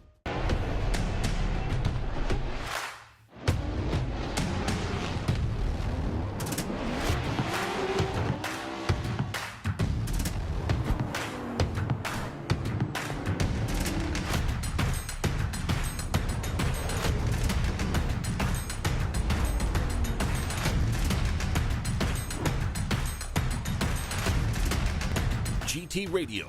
Experience ultra high performance.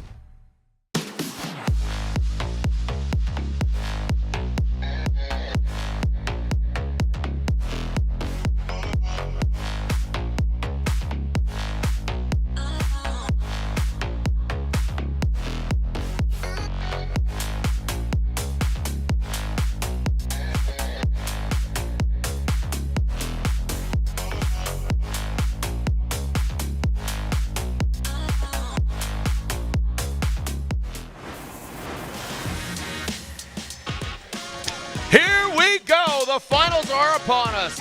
Corey Talaska versus Dmitry Brutski in the finals. Corey said it, and it bears repeating. 0 for 3 doing battle against him in Pro-Am, Pro 2, and here we are. Corey would love to beat him and finally conquer the Dragon. He just did it against Buchanan. Can he do it against Brutski? One of the most winningest drivers, if not the winningest, in ProSpec. Brutski and Talaska. You see the tail of the tape? Just comes down to pushing, shoving, grinding, and thriving here at Road Atlanta. Round 1 of the Link Engine Management ProSpec Championship. Pulling to the line. Who's going to come out on top? Never settle. That's his motto. Will he live up to it? The finals are here. The Link Engine Management. The nitrous is purged. The fans are ready. This guy, go to heaven, brother. That's what it says on your shirt. But who is going to go to heaven?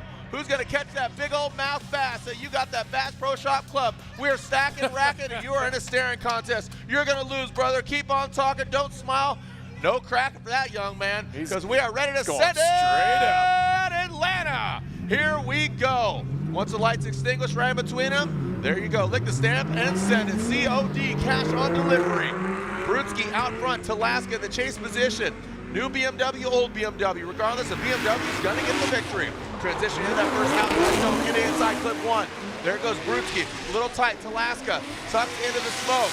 Now up to that second outside zone goes Brutski. Talaska needs to massage it out there. Gets a little twitchy there, going to that third outside zone. Into the flow ground, exiting out of the horseshoe. into that final inside clip. How are they going to manage?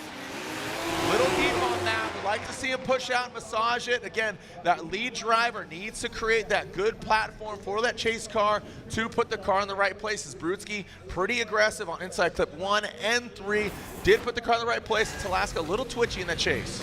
Yeah, I felt like Brudski could have had a little more momentum coming down the hill here as Talaska did a good job of kind of adjusting to his speed there as he runs up the hill here. Brudski kind of could have used more angle going to the outer zone too, but Talaska doing a great job of hanging there with him. A couple few adjustments here and there as they round through inner clip 2. Talaska doing a good job of transitioning and kind of closing the door there on Brudski. A little lazier transition, but it looked like he was kind of trying to run away from him to get to that finish line a little faster. But like you said, we need him wide. Keep it wide, and everyone's going to party a little better that way. So here we go. Talaska tucking in the pocket as they head into outer zone 2. Brudski doing a good job of filling it up.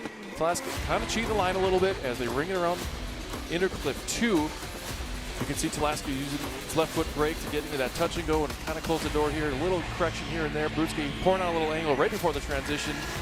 A little tickle of the rumble strips there as they head through the finish line. Talaska staying there right with him. So I feel like Talaska's going to have to really throw down this lead run to make the needle waver his direction. Let's see the applausometer. We are getting ready to send it potentially one last time. Who's going to come out on top? Can Corey Talaska defeat the dragon that is Dmitry Brudski? Here we go. Talaska out front. Brudski in the chase position. Coming down that big menacing hill. Let's see how he initiates into that first outside zone. Uses all the course, taps the rumble strip, hits that inside clip. Here goes Talaska. Brudski wavering up the hill. Here comes Talaska, second outside zone. Gets to that third outside zone, nails it. Brudski a little tighter there, a lot more rock solid, hits that inside clip. Brudski falls back now, dives in as they exit out. Here comes Talaska into that last inside clip, Brudski dives in. Brudski not giving him any room.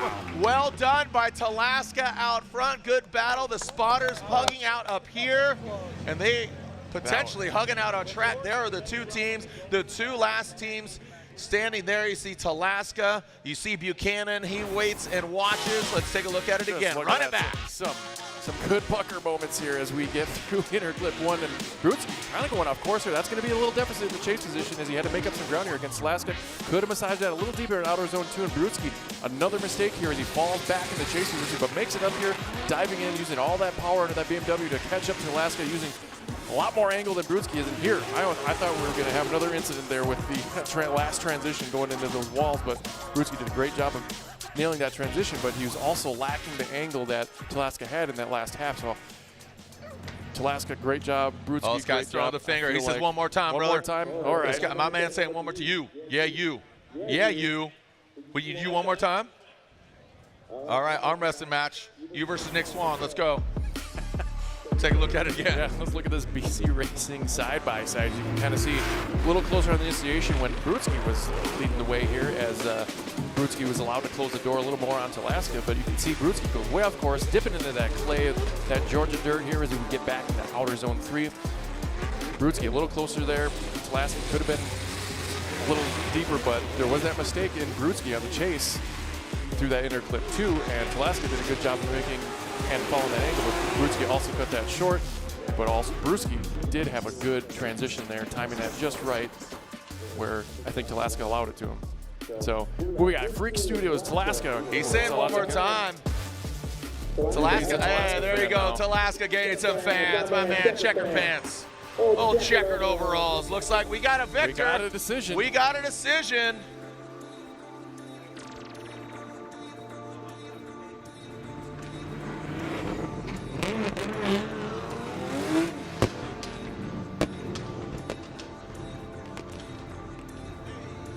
All right, so here we go, coming on, bringing them on in. And here is our podium. Buchanan coming down the hill to join him, make some noise for him. Round 1. Matt, your thoughts on round 1, buddy? Well, this is kind of a barn burner here. Yeah, it was good. You know, we kind of ramped up things. We kind of struggled to get through 32 a little bit. We cleaned it up in 16, had some really awesome battles. We broke some curses. Yep. We saw some, rookies come out of the woodwork here the first time, making a name for themselves, and namely Josh Stewart in his sophomore year, getting into the top 4 and battling out here. And now Talaska, his first podium, breaking all those curses, like I said. Awesome, huh? And let's see if he's on the podium, but where is he going to He's land? on the podium, first, second, and we have it. But let's let them get out of the cars, collect their thoughts. Oh, look at that, already lifting them up. Cheering him on, there it is. He said again, Talaska was 3-0 against Buchanan. There is Corey going over to Dmitry Brutsky. Photographer settled, here we go. Let's give you the results for round 1 of the Link Engine Management ProSpec Championship. Again, congratulations to Cam Sorensen, 13 years old, winning the seating brackets. He'll be on the podium with us, but let's celebrate our podium. Finishing 3rd place here at round 1 of the Link Engine Management ProSpec Formula Drift Championship. Make some noise for Cody Buchanan! 3rd place here at the iconic Road Atlanta. And now your winner, and you'll know who gets second after you hear the winner. Your winner here at round 1. Again, talking about these drivers, Dmitry Brutsky, one of the most decorated ProSpec drivers, multiple championships. Corey Talaska, cool, calm, and collected. He takes out Cody. He's been 3-0 against Buchanan, 3-0 against Dmitry Brutsky. He wants to get that win overall, and your winner now officially here at round 1 of the Link Engine Management ProSpec Championship Road Atlanta is Corey Talaska. Unanimously gets the win.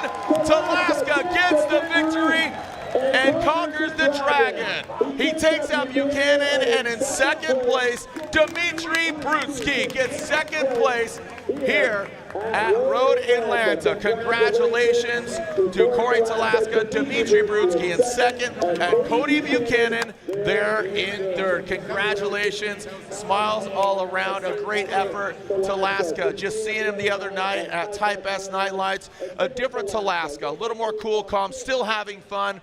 Lorette Nickel gets a hug down there. Fancy pants. You know what?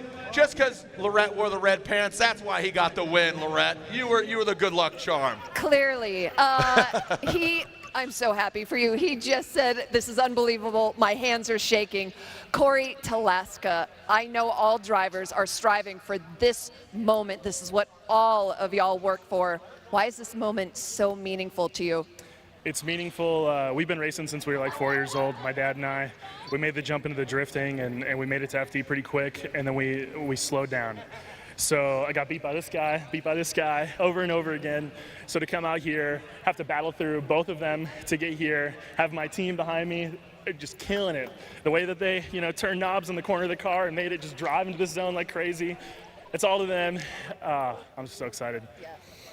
Are your hands shaking because of the adrenaline or because of the moment?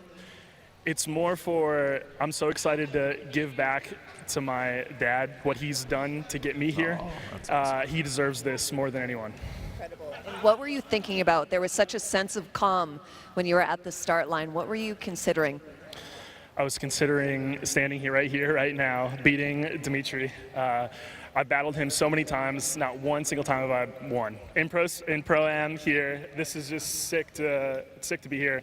And I told Kevin this down at the grid, but I finally have one thing to throw back at Andy Luck, because he said I wasn't going to be here when we were standing out here at top 16.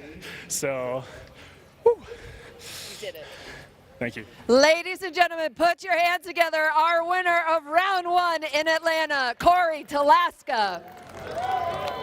Thank you so much, Lorette. Congratulations. The emotions, you can feel it. I feel like he's holding back tears, man, and rightfully so. So just shutting up all the naysayers, and that could even be in his own head, man, living rent-free, those 3-0s, and now he could do it, pounding on his roof, pounding on his chest. He's King Kong, you know what I'm saying? So he is the top of the mountain, man, and he is top of the box. Congratulations to Corey Talaska, Brutsky in 2nd, and then Buchanan in 3rd. Again, Cam Sorensen winning that seating bracket. This is a great start to a ProSpec championship. And here we are, Talaska 50 points richer, Brutsky 40. So again, keep in mind, some of those did gain, Zielinski got points in the seating brackets. It's 3 for every win, 10 for every win. And there it is, 1, 2, and 3.